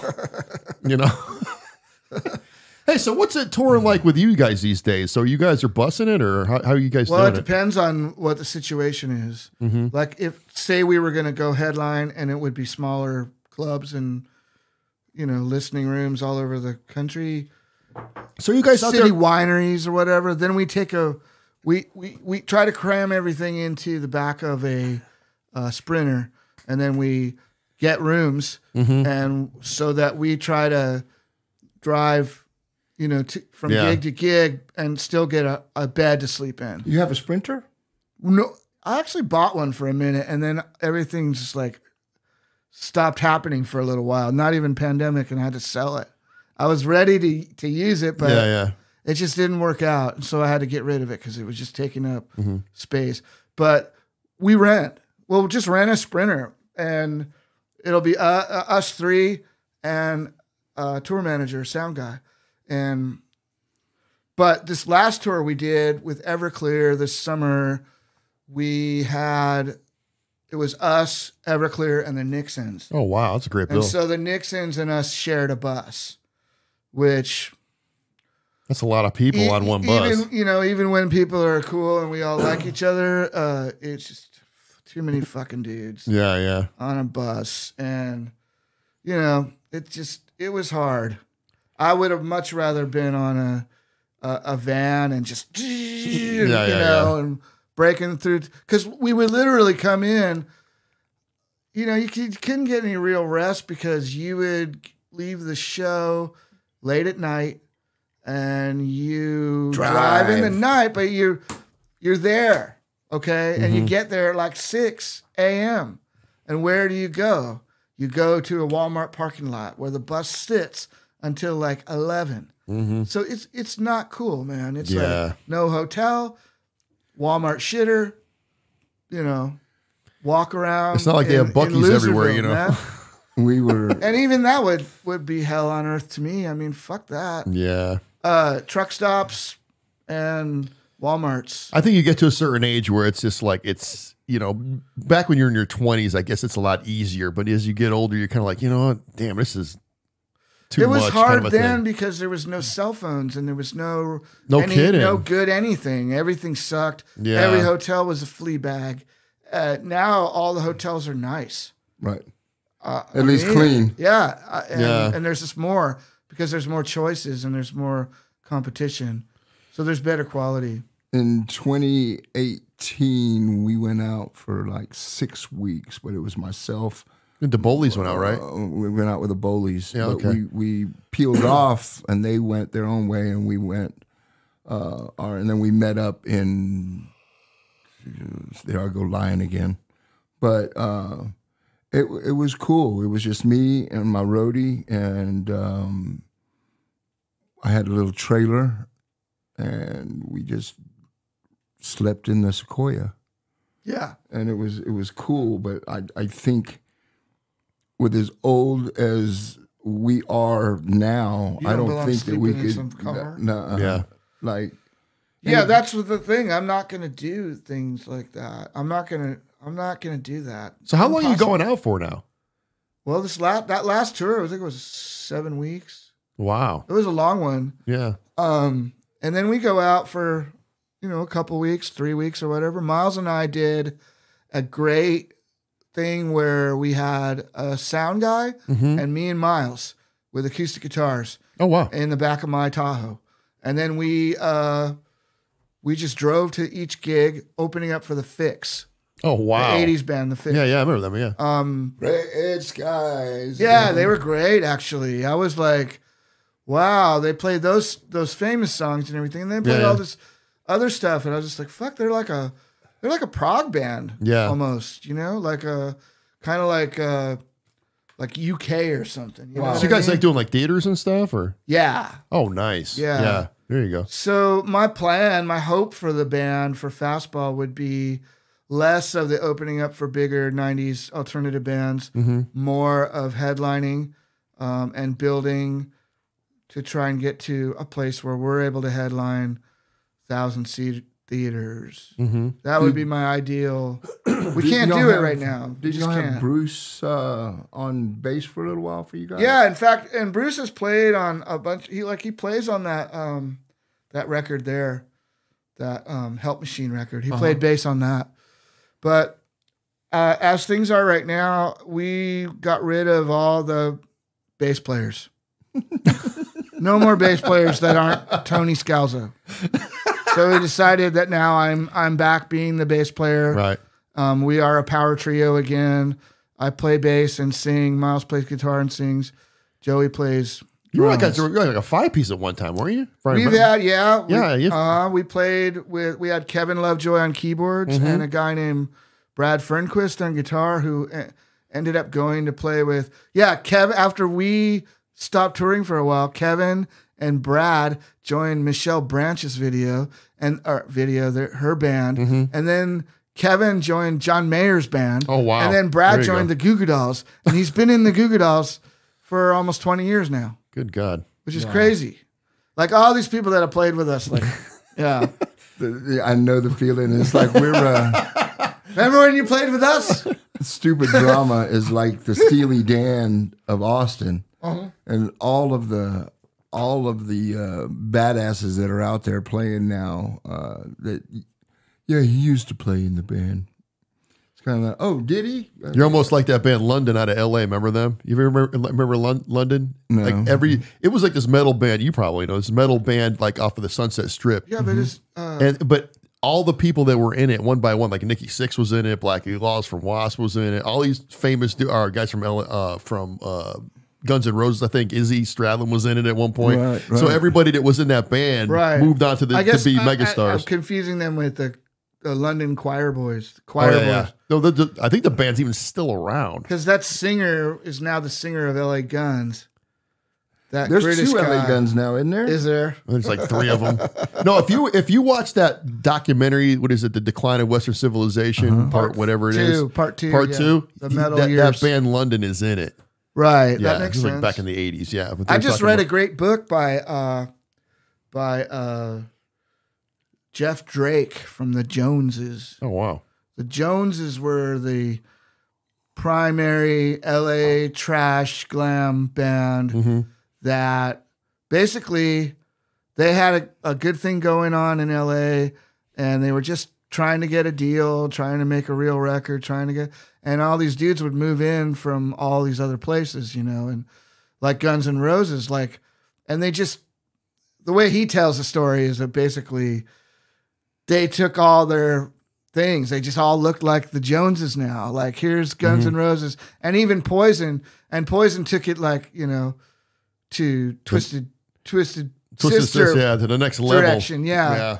But it was great. It was a great read, and it talks about the drugs and everything, which I got to say, I'm no stranger, to that situation. In fact, when I was in LA and in my younger years, I was quite the dope fiend, and I was like, it was really, little monkey man, little long hair, bandanas, and just, doing my trashy Johnny Thunders thing. I was really There you into go. that shit. And, Wow. and I got clean in like 88. Mm-hmm. And as soon as I stopped doing drugs and I stopped drinking for, like 10 years, Shit happened. shit happened big time. Yeah. Like I had See, all, and let I that moved be a here. lesson, kids. Right. I moved here and like a man on a mission and, met Joey, who introduced me to Miles. And then we started. What bands were you in L.A.? I was in a bunch of bands. I started early on in a bunch of unknown garage bands and trying to get gigs in Orange County, LA area. Once I cleaned up and got my shit. Oh, I tried to be in a band that's kind of like that Jones's situation. I was in a band called Flower Leopards with Tony Brandenburg from the Adolescents was a singer. And it was sort of like a more hard rock, more metal band that had, punk guys that were in it, and drugs were all over that band. And I actually got fired for hanging around too many of the other Flower Leopards. It's like I was this little kid. They let me Death by play. association. And then so I got kicked out of that band for being strung out. And then I got cleaned up and I started playing with some friends that I was in like a recovery house with. And we played Were y'all called Recovery covers. House? We were called Resident Use, which was for resident use only was a sign. We thought it would make it good. I don't know. Maybe the drugs were still lingering. Right. Right. So, and we were able to play lots of shows in Orange County metal scene. So we were playing with bands like, God, I gotta think of some. Rampage. There was a band called Rampage. Yeah. Well, and then people, we knew, we were hanging around with some of the people who were like, what's that band? Jack. Great White? Great White. Great White. So, Jack, we would see that guy or Jack Russell, but I wasn't really I wasn't really into the being in a metal band. I didn't really want to do that, but I would do anything to play, and I had the look, so it worked. I had long, So, but I was really more into like New York Dolls, and the Cramps, and Nick Cave and the Bat. I was into Kind of like your first album. Yeah, I was kind of in it. Well, to me, that's more like a punk pop kind of Green Day thing. Right. And I seem to have a niche for writing these fast, poppy, punk songs. Right. With distorted Marshalls and, and kind of like that. But, once we put out our record, that first one, our sound immediately started to evolve, and we started getting keyboards and all kinds of things. But before I moved here, even I started like as clean and sober, I was invited to more situations, and I was friends with Mike Ness from Social Distortion, and like I said, Tony from the Adolescents, and Jack from TSOL. And when TSOL he quit TSOL. And he started a band called Tender Fury. And that was another band that kind of played with the Joneses on the Strip. We would play Coconut Teaser. And that's when I really started getting into this is the real thing. This is the real deal. And we'd play shows and Jack would, give me 820s, for playing a gig. I was like, wow, that's what I always wanted. So I got this opportunity. But I was also playing in a band of my own. And I was writing. I was in this band called Electric Kool-Aid with some suburban younger guys, not maybe 2 or 3 years younger than me. They turned me on to all kinds of alternative music. You say Electric Kool-Aid? Electric Kool-Aid. There's a song of yours. Yes, and that's what that song's about. Oh. It's about hanging out with my friends and learning about, being in your own band. And that's the first band that I started writing songs in. So wow, I learned really fast that if you want to sing, you better start writing some songs that you like to sing. Right. And that's what happened. And it came really easy. I just knew what I wanted, and I was able to do it. And we got really successful pretty fast. Successful enough to where Jack was like, are you in this band or are you in that band? And I'm like, well, I think I could do both. He goes, no, you can't. So I was fired from that, which is no problem, you know? Right. I had to move on anyway. And then I got this offer to play in a band from Austin. How did that happen? Well, Manifesto. What is that? Manifesto. Is that a thing that you played in, or no? Is that a band? No. Okay. I don't think so. Okay. It's a good name for a band, though. Yeah. Manifesto. I'm sure there's like 20 of them. I know a guy named Scott Parker, and Scott Parker worked for James Cameron, and James Cameron, the director, right? Right. But he worked on the music end of the Cameron, the Lightstorm company, right? That's James Cameron's production company. He decided he wanted to turn Lightstorm into a record label, and he had a couple of artists. Oh, and wow, one I was didn't know Ice-T, and one was Beaver Nelson from Austin, Texas. Oh, wow. Beaver Okay. Nelson needed a band. So these guys in LA, they thought maybe they could get a couple guys from California to move out here and okay, I see. play with Beaver Nelson. And so we met Beaver, and we met Paul Miner, who was also in the band. And me and this guy, Jamie, moved out to Texas to be his band. And we played, That's and we crazy. played, Wow. and we What played. did you play? I played bass, thinking I was going to be the guitar player. I moved to Austin. Paul Miner's the guitar player. I'm like, all right, well, I'll play bass. I played bass.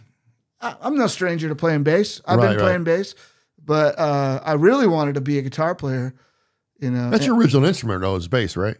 yeah, you know it is. When I first started playing in rock bands, bass was the thing, Yeah. and that's what I did. Can always find a gig. Right. I didn't know shit. Bass players and drummers. We Always played find gigs. We played gigs. We got a lot of complaints from the label saying, "You guys are boring, man."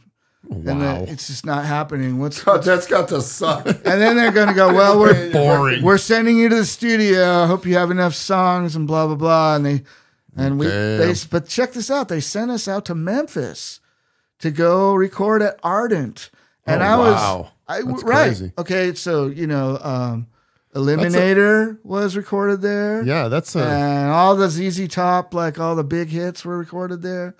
And you know, we went out there and we recorded for a month and couldn't finish it. Paul's guitar stuff wasn't done yet. And they had to use the mix sessions at Sony out in LA to finish up the vocals and the lead guitar. At which time they decided to call me and Joey and tell us that we're fired. So, and you're stuck in Austin. I called Joey. He actually called me and said it. Hey, we're and then fine. I called Joey, and me and Joey had a big laugh. And right about that time, Miles had decided to move back to Austin.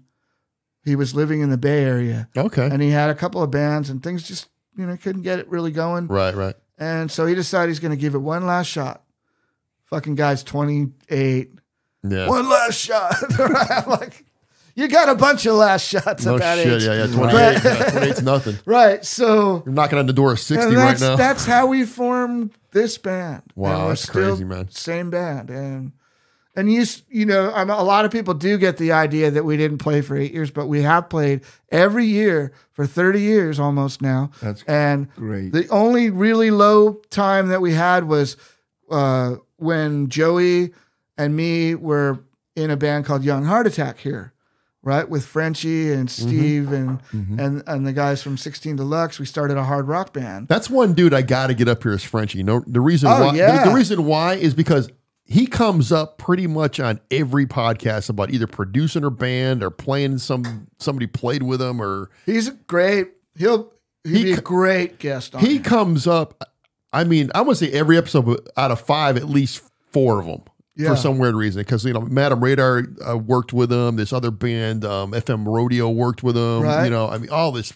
Every time his name comes up with so many different bands. You know who he worked with? That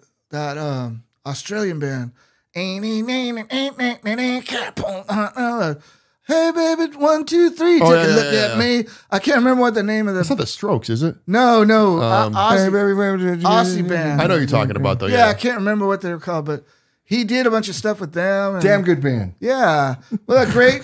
Can't remember their name, but man, they're a goddamn good Great band. raw, guitar yeah. sound. And Right. I know you're talking exactly about. Frenchie would be great. So I was playing in a band with Frenchie, and Joey was the drummer, and I quit right when they were about to take off and go on tour with Motorhead, and they were they ended up touring with Motorhead, playing Donington, doing all kinds of European stuff, and then they got a tour with The Darkness.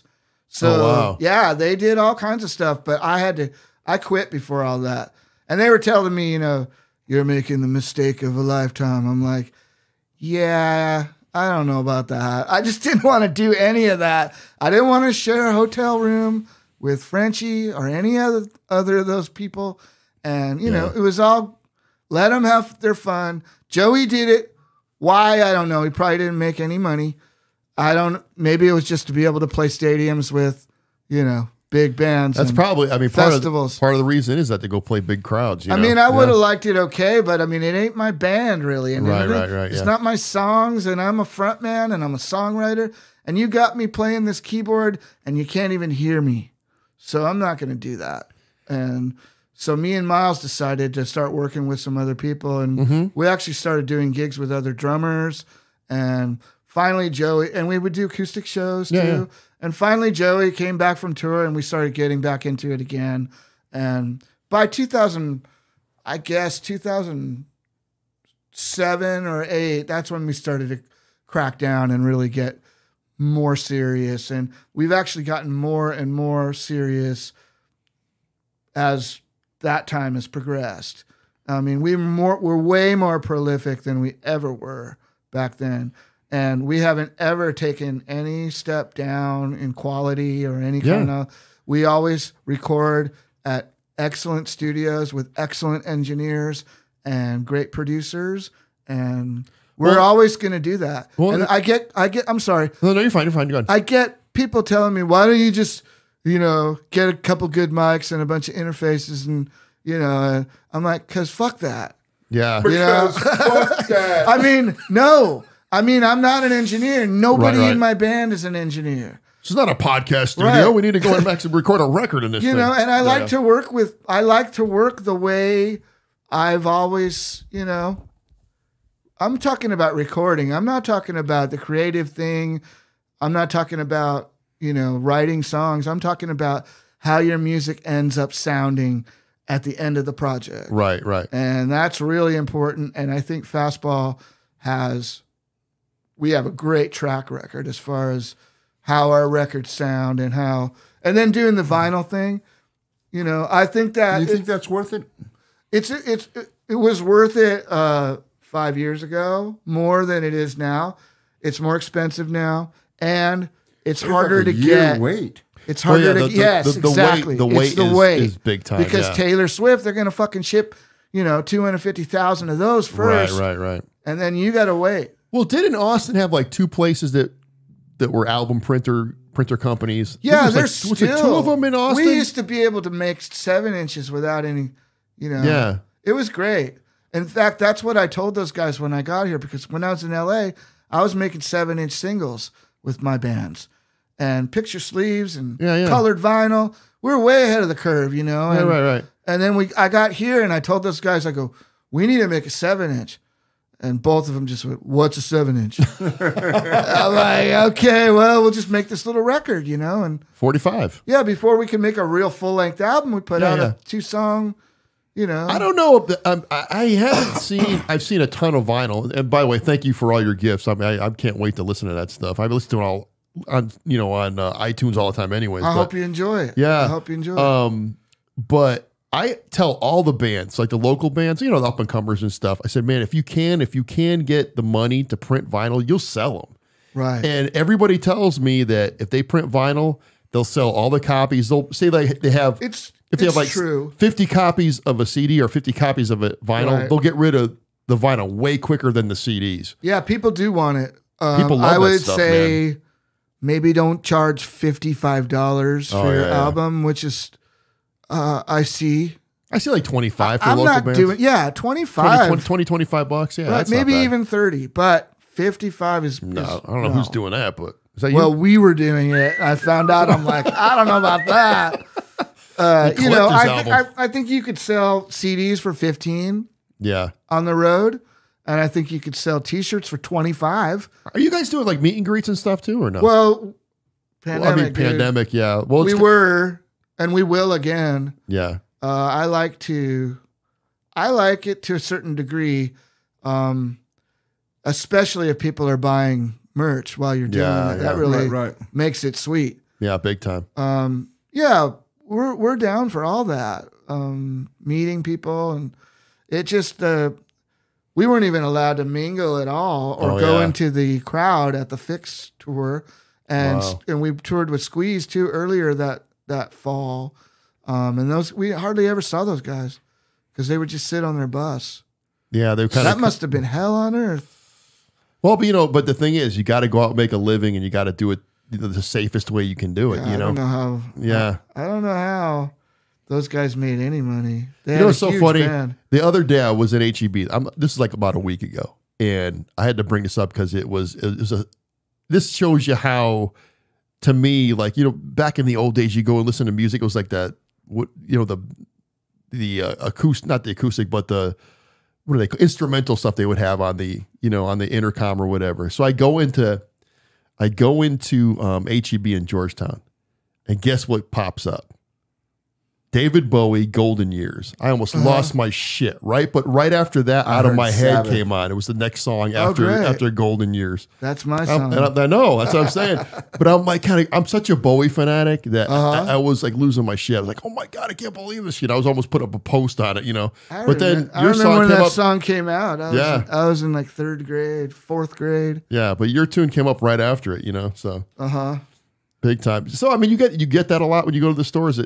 Every once in a Every while. once you hear it, something like that kind of Every comes once up. in a while. It's really fun when I'm with my kids. Really? Something like that happens. And he's go, Dad, That's paying for Yeah. your college right there. it's pretty cool. Yeah. Do you remember the first time you heard your song on the radio? I do remember, I don't know if it was the first time that I'd heard it on the radio, but the first time where it mattered and it blew my mind was when I was doing a bunch of stuff to set up. We were setting up the release of the album, but we were already on the radio. And so we were in Los Angeles, and I was on the 134 going by Griffith Park or whatever, and I hear it, and it's on, and it's the fucking Poor Man playing it on, the what do they call it? It's 4 o'clock drive time. Right. And I Prime time. heard it on K-Rock, the biggest station in California at the time, and I was like, wow, this is unbelievable. This is Yeah. unbelievable.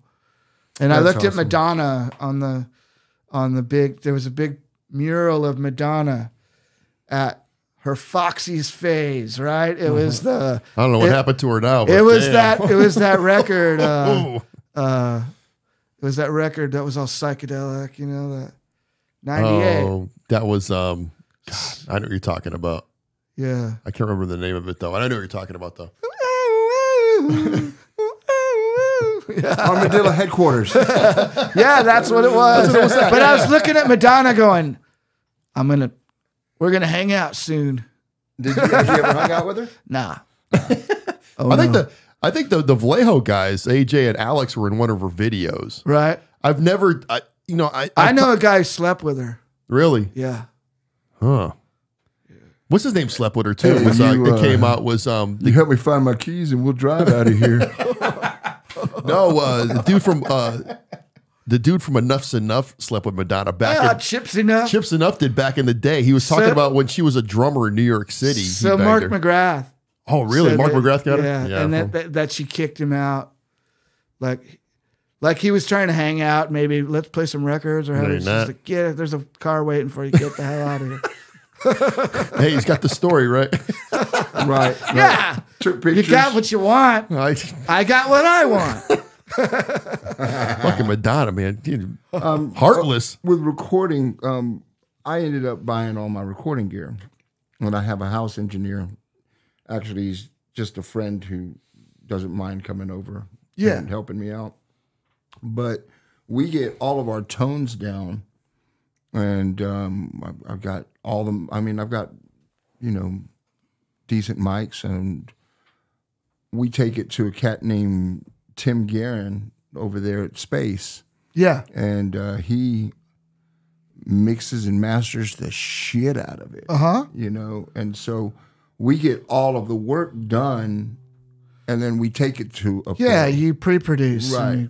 And so I was talking. And you get it ready to track so it's going to sound like you want it to. Right. And so, well, my last record, I ended up, nobody knows what I hear inside my head because I'm completely stealing from Yes, Styx, Rush, that whole 7 Bowie, a progressive place, but with acoustic guitars, right? All of those acoustics, and so I made, I don't want to say a mistake because it's a good album.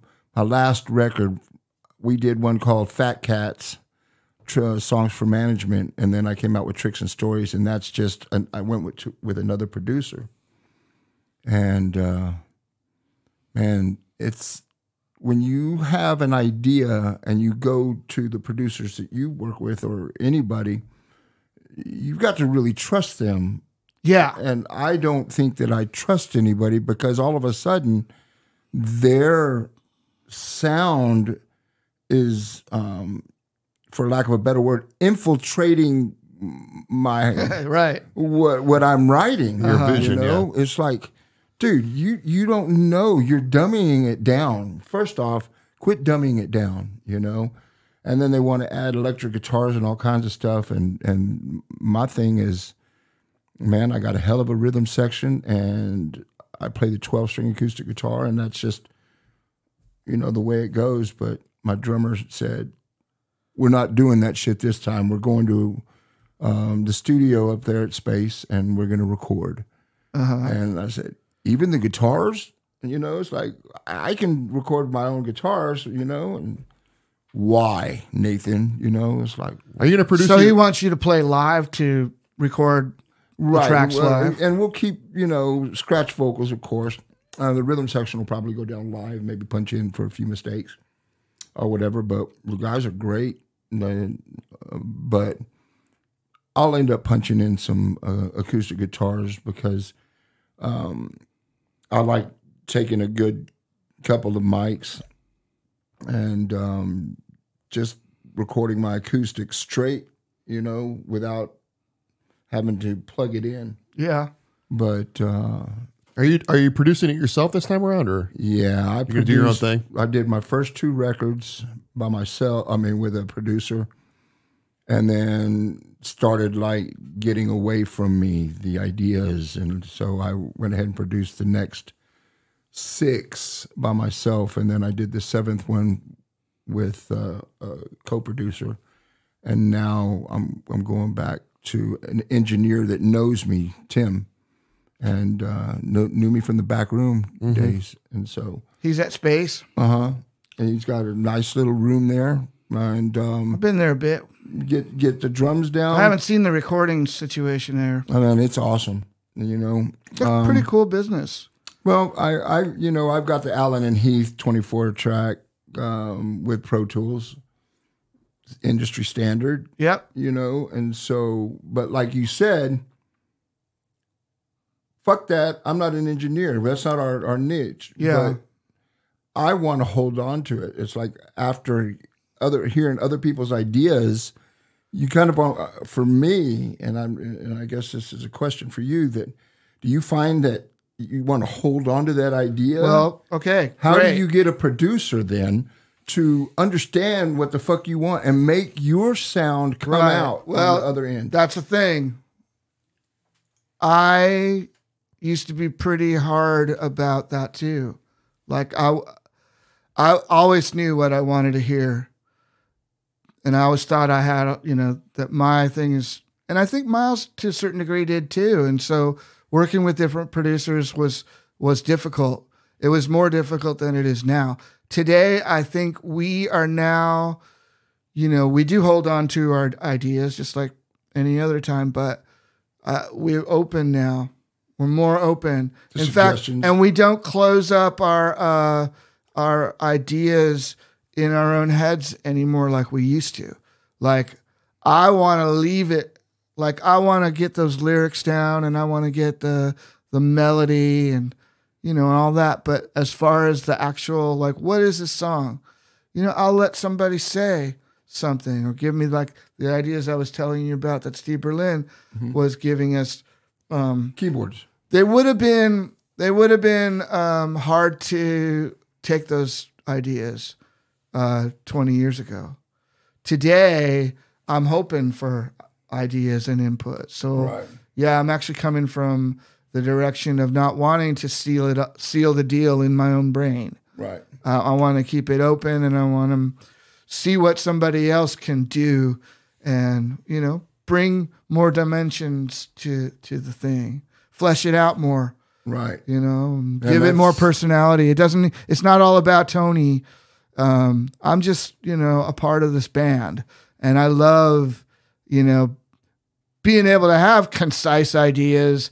And if it is so concise and it has to be just the way I thought of it, I could get away with making them, and I just say, sorry, I got to do it this way. It's right.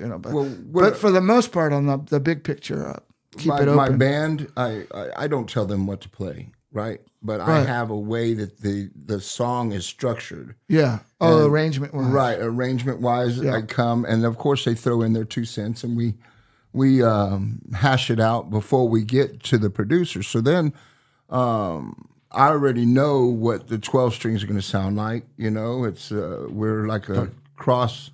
Yeah, we're like we get compared to Tenacious D a lot because of the acoustics. Right. And either that or they think Tommy, our bass player, is Les Claypool. Did you do a lot of slapping and? Well, it's more he's a real progressive bass player. He's like a Chris Squire or a John Whistle kind of a bass player, and just a Lake, So he just, and then my drummer is a progressive metal drummer, and so we all get together and we put it on these 12-string songs. So they have their input, right? It's when we get it ready to go. I don't need them to map it out for me. Right? I've got it mapped out. Your job is to hit record, put the mics on everything the best way that they, Yeah. Make sure the levels don't fucking tweak. Yeah. And get the most solid, because, I hear you talking about producers, man, and it's like, but then, maybe that's why you sell millions of albums and I don't. It's like, hey, this motherfucker's got a good idea. Maybe I should try. We sold 1 million copies of one record in 1998. Right. The rest of it is all like just, regular cats. Just hacking away, man. Well, just hacking away. But then you still learned then from the idea of the producers. Myself,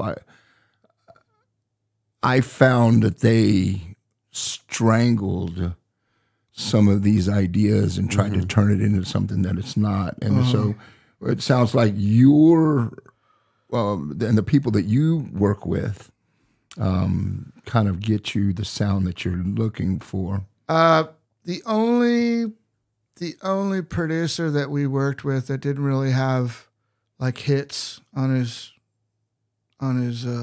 resume was Frenchie, and almost everybody else had something that brought to the thing that was like commercially, big time, badass, right? And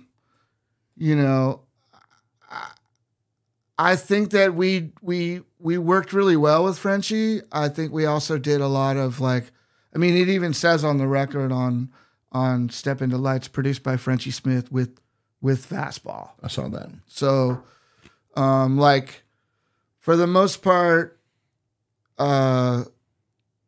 if we're going to use a producer now, it's got to be someone that's I don't know, and I'm not trying to. It sounds like I'm just counting Frenchie, but Right. like Steve Berlin, we're still end up working with people that are older than us too. I mean, Steve's older than us, and he's worked on so many records. And I mean, he's in Los Lobos. He was in the Blasters. Right. He brings a lot to the table. He's produced a ton of really great records. So, I tend to want to work with those kind of people so that I can turn over my trust. I feel more comfortable about turning over my trust to someone like Steve. Now, see, my idea is, right, give it to the guys. We come, we hash it out. My idea is I go and tell the engineer, and I don't fuck with the way that he mixes. You know what I mean? He'll call me in and ask, and I'm going, well, maybe we need a little bass here. You know, here's some parts that we were working on. But no, I just work with an engineer because I don't think anybody knows the sound. But I haven't been in the position to work with these people that you're talking about. Yeah, I mean, we pay them. Is that what it is? Yeah. That always helps. We try to get a good deal, but yeah, we pay them. And it's like with anything these days. If you want something great, you got to pay for it. How are we doing here? Oh, we're almost done, man. We're fucking almost at 2 hours, believe it or not. And do you know that I cannot? The thing that you talked about, the Patreons and stuff like that. Yeah, I suck at that. What? The Patreons and the GoFundMes and those type of things. Man, I funded this record with not GoFundMe, but the other one. Oh, I know what you're talking about. That's awesome. I just donated to one band also just a little while ago. I managed to get a good chunk of change. And I spent every dime on it, and I spent a lot of my own money on this. And see, that's another it was reason I didn't why want to do it at first. I was kind of like, I don't want to ask people for money, but now with the Patreon thing, You know what the crowdfunding is? A crowdfunder.com. it was or called. something like that? No, it's called. Man, I can't remember anymore. Is that what it's called? Shit. But a lot of Armadillo headquarters. Yeah, there you Somebody go. knows. Somebody's listening, and they know. A lot of bands do that though. They're having either crowdfunding or a GoFundMe or to record albums. I just sell the shit. Even out of even like t-shirts. bigger bands are doing it. Sure. Which is crazy. I sell the shit out of T-shirts Yeah. and try and get that money and then sneak money from my wife's paycheck. Kat Edmondson got almost $100,000 from her. Wow. Yeah, it's called. I almost had it, man. I know, man. I'm telling you, and you're gonna think about it, Right? You're gonna go, Armadillo headquarters. When I was in Vegas, I had Kevin Gutierrez from Assembly Line. He was telling me about some metal band he was producing that did a crowdfunding thing or whatever, and they Barbecue plates. Yeah, pretty much. And they were the highest. They had the highest amount for what the fuck is that called? It's gonna kill me. I mean, as soon as you walk out the door, I'm gonna remember it. But anyways, they had the highest amount for any band that ever did it. It was like I think $175,000 or something for this band. I'm thinking about making my video. Yeah. Where you're it was a lot of money on the street, on the corner, need money to record, and sit out there with your guitar and a little. You're gonna have competition with the bums out there. Drive by, need money to record. I mean, that's what it feels like. I mean, well, there was an organization a few years ago called Pledge Music.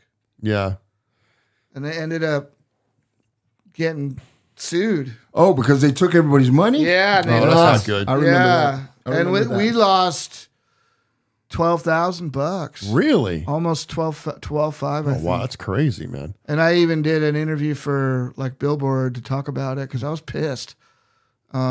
You seem to get on TV a lot because you're pissed. Yeah. Remind me not to piss you off. That Nathan, we did He'd be standing next to Lars Ulrich from Metallica. I was pretty, we worked hard to get that going, and, yeah. And idiots just come Pledge Music is no more. Yeah.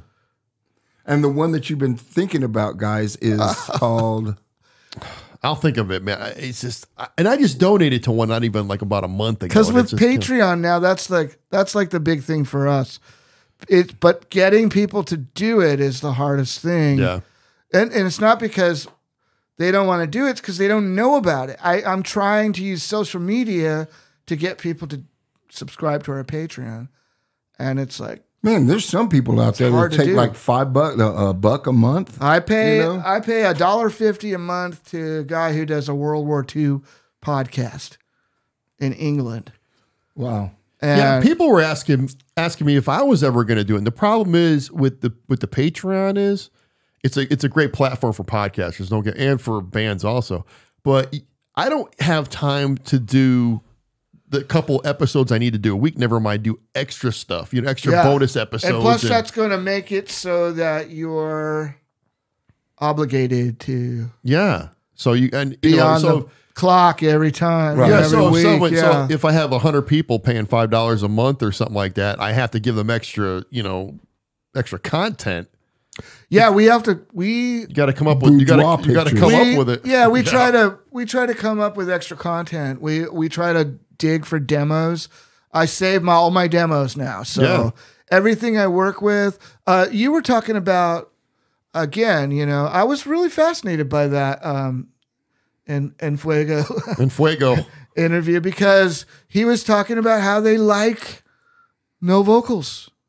They want versions with no vocals. Some people do. They actually released a record. They have acapella ones, and then like then 10 years later, they released an album with no vocals on it. It was just an instrumental. And I asked him, I said, "Why did you kind of do that?" And he was talking about the reasons why. And those guys are funny. They're young, man. Oh yeah. Tim actually gave me a copy without vocals, and he goes, "You can give these to people for commercials and stuff." That's what it was. That's part of it. Yeah, that's part of it. But what I did, they did that at Hollywood even back in the day. They would have a vocalist thing, so you could do TV. So you could do like Top of the Pops in England, where they have the track, but you're singing live. And so everything else is you're canned. Right. Have you had any your stuff? The fastball stuff on like soundtracks. You must have. Yeah. Must be a ton of movies with that stuff. The Way's never been used for anything. Really? Nope. Out of My Head's never been used for anything. That's hard to believe. Songs. One song that was used for a film called Sooner or Later was the song, and it's on The Waterboy. There you go. When he finally discovers he can run, and he's running across the field. That's us. That's y'all. And I keep telling awesome. I keep telling Miles, I go, I was looking through the channels the other night in the hotel, and the Waterboy was on. I tuned it in right at your song. He goes, I still have never seen that. Oh, what a drag. I'm like, I go, because you got to sit through this fucking horrendous movie. Oh, it wasn't that bad. Come on now. It's stupid, man. Well, no, most of his movies are pretty stupid, though. Well, what I ended up doing was going out solo and using that as backing tracks. Funny. And so I would. That's a great idea. And I would just hit play. Yeah. And ding ding ding. That's a great idea. Ding ding ding. Let's talk about tracks for a second here. I really do have to go, but I mean, so we have started using. That's a big debate. Like we use tracks. Like we use tracks, but you wouldn't even notice. Like nobody would notice that we throw in an acoustic guitar running through a song just to fill it out a little. That's all we're doing, But you're not lip syncing or anything like that. Fuck no. I sing my vocals. Yeah. We don't have to do that. We're good singers, and we harmonize together just fine. But that's where I think most of the feedback is, not the feedback, but the blowback is people using tracks for actual lead vocals, and that's really kind of pissing a lot of people off. So I was at a tour. I went to a concert out at the Hotspot. They did the Lost 80s tour. Right, so it's like Wang Chung and Missing Persons, and some of the singers had full-on vocal tracks helping them. Crazy. They were singing, but you could tell that they're singing along to another lead vocal. Right. And it was like, and some of these people are, they're getting up 70s. there. Yeah. I'm not going to name names, but Dale Bozzio she's sang her own thing. Wow. And there was some good bands, actually. Wang Chung, I never knew anything about those guys. I saw them one time. They opened for Really? the Cars back in Right, like that sounds- 85, I think. You know, and then they had a soundtrack with To Live and Die in L.A. So Yeah. they had a bunch of hits on the radio and MTV. So that's the only thing I knew about them. But it turns out, and that's why I got to go to the show, because my buddy Dave Schultz plays keyboards with them, and Okay. he plays with Berlin as well. Oh, wow. And so he's like, "Yeah, I'm going to be in town, and come and check out this '80s thing." And they were the best band. They were killer. Wow. There was like what 10 bands on that thing, right? There's a lot of bands. on. Dramarama, Stacy Q, Yeah. and all these. Would they all play like 20-minute sets or Josie something like that? Cotton played. Was it like 20 minutes? Yeah, 20-minute sets. Yeah, it was quick. 10-minute changeovers. Well, because my shared girl, backline. yeah, because my girlfriend wanted to go to it, and we were looking at the bill. I said, "Man, there's like 20 bands on this I damn had thing." a blast. Really? Because after Yeah. the show, I was hanging out with, and it turns out I knew a bunch of people that were in the different bands. Wow. So it was really fun, and that's a good venue too. Have you played there yet? Yeah, we played the first show. I'll tell you what. From what that place used to be to what it is now, it's like night and day. It's a great venue. I think it's great. Yeah, it holds about 2,000 people maybe. $12 hamburger. I don't know. Oh, about no that. kidding. Yeah, Well, that's everywhere now. $20 pretzel. Yeah. yeah, it was ridiculous. The only thing, I don't use tracks, but I have a vocal pedal that I run harmonizer? into my. You're supposed to put it in your guitar chain, but it sucks tone.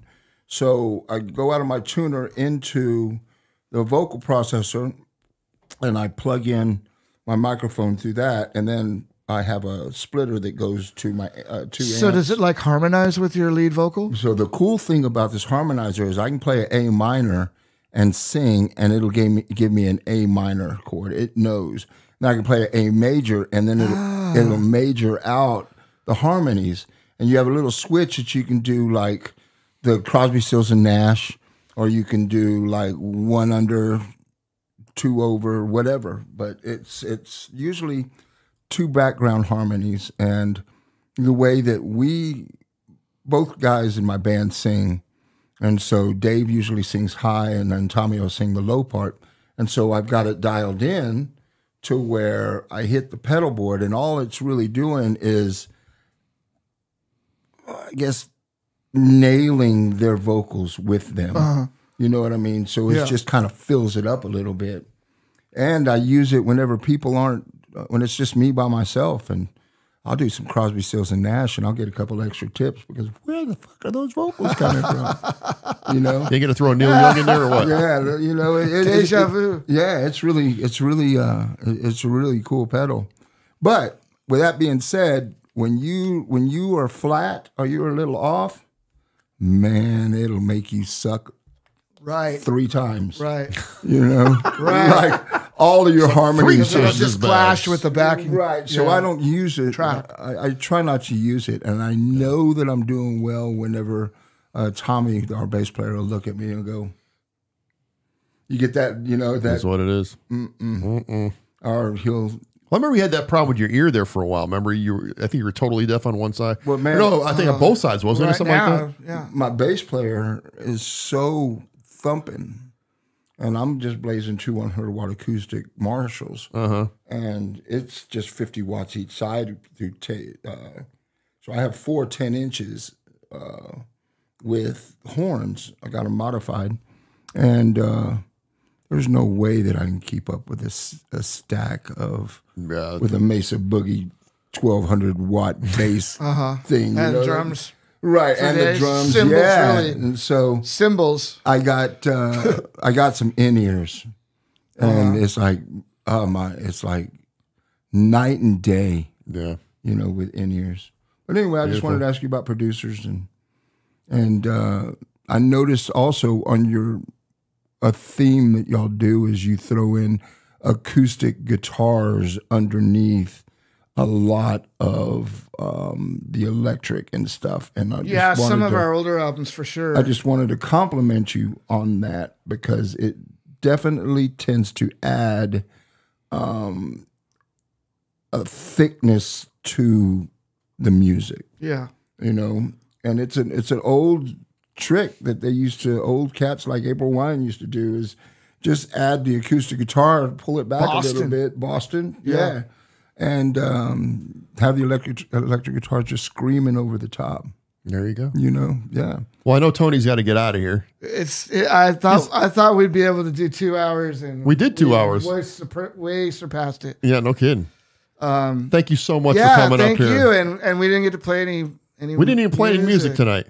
I was wondering about that because you know how we play a bunch of music out here. Let's just tell people to listen to us on.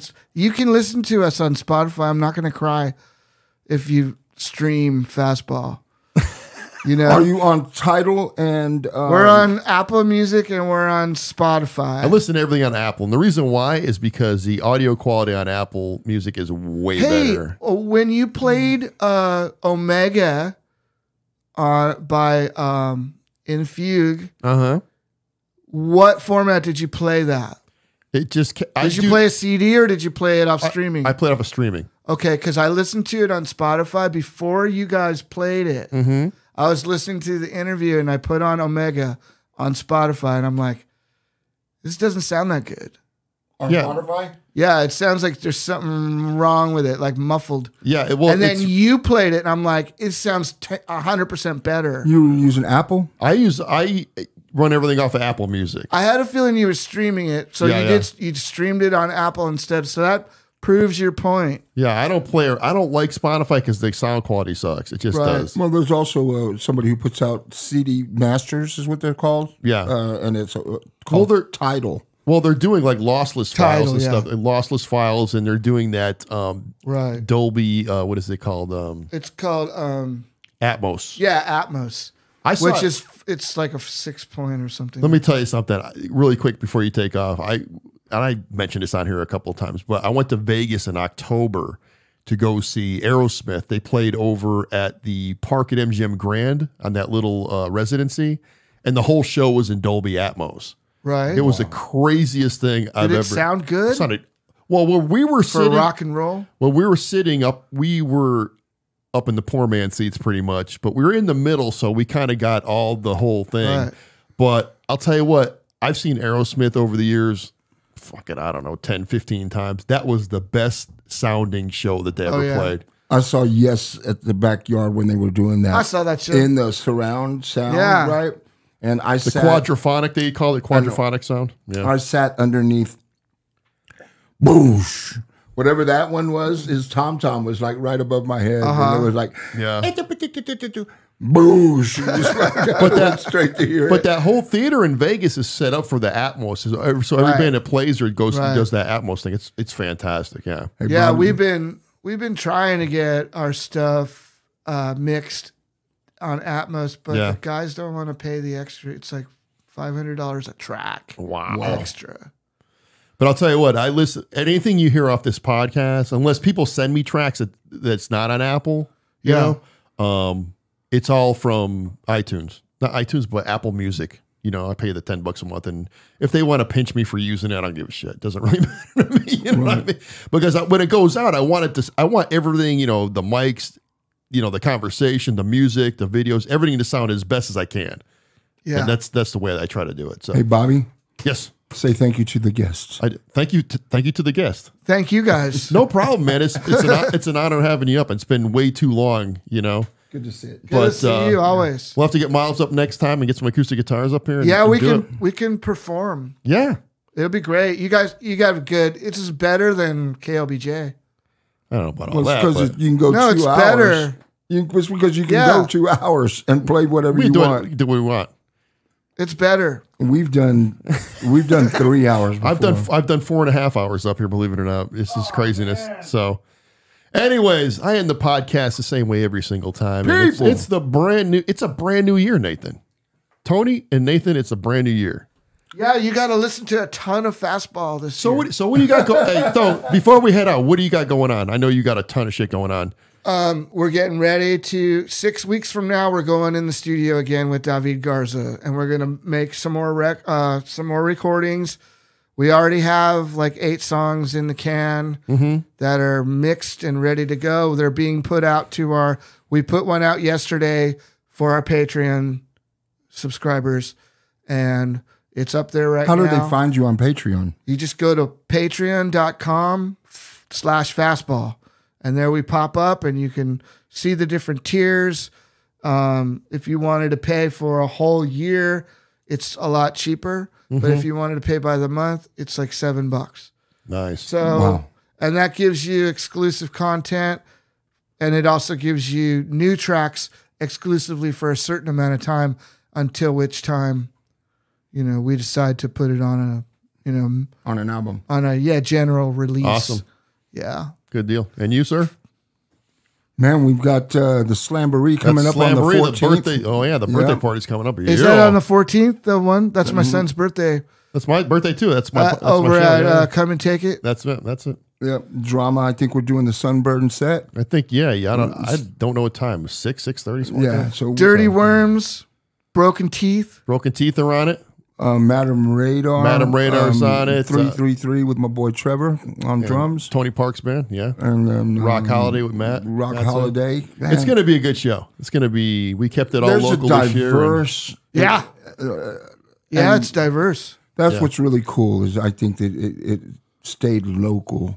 And hey, the show's actually on my birthday this year, which is fantastic. Because usually it's like a week off or 2 weeks off. So I've got that. We've got a show every couple of weeks going through March, even through April, working on a new album and just trying to be as healthy and as good looking as I can. Yeah. That's really about it. That's my whole thing. Yeah.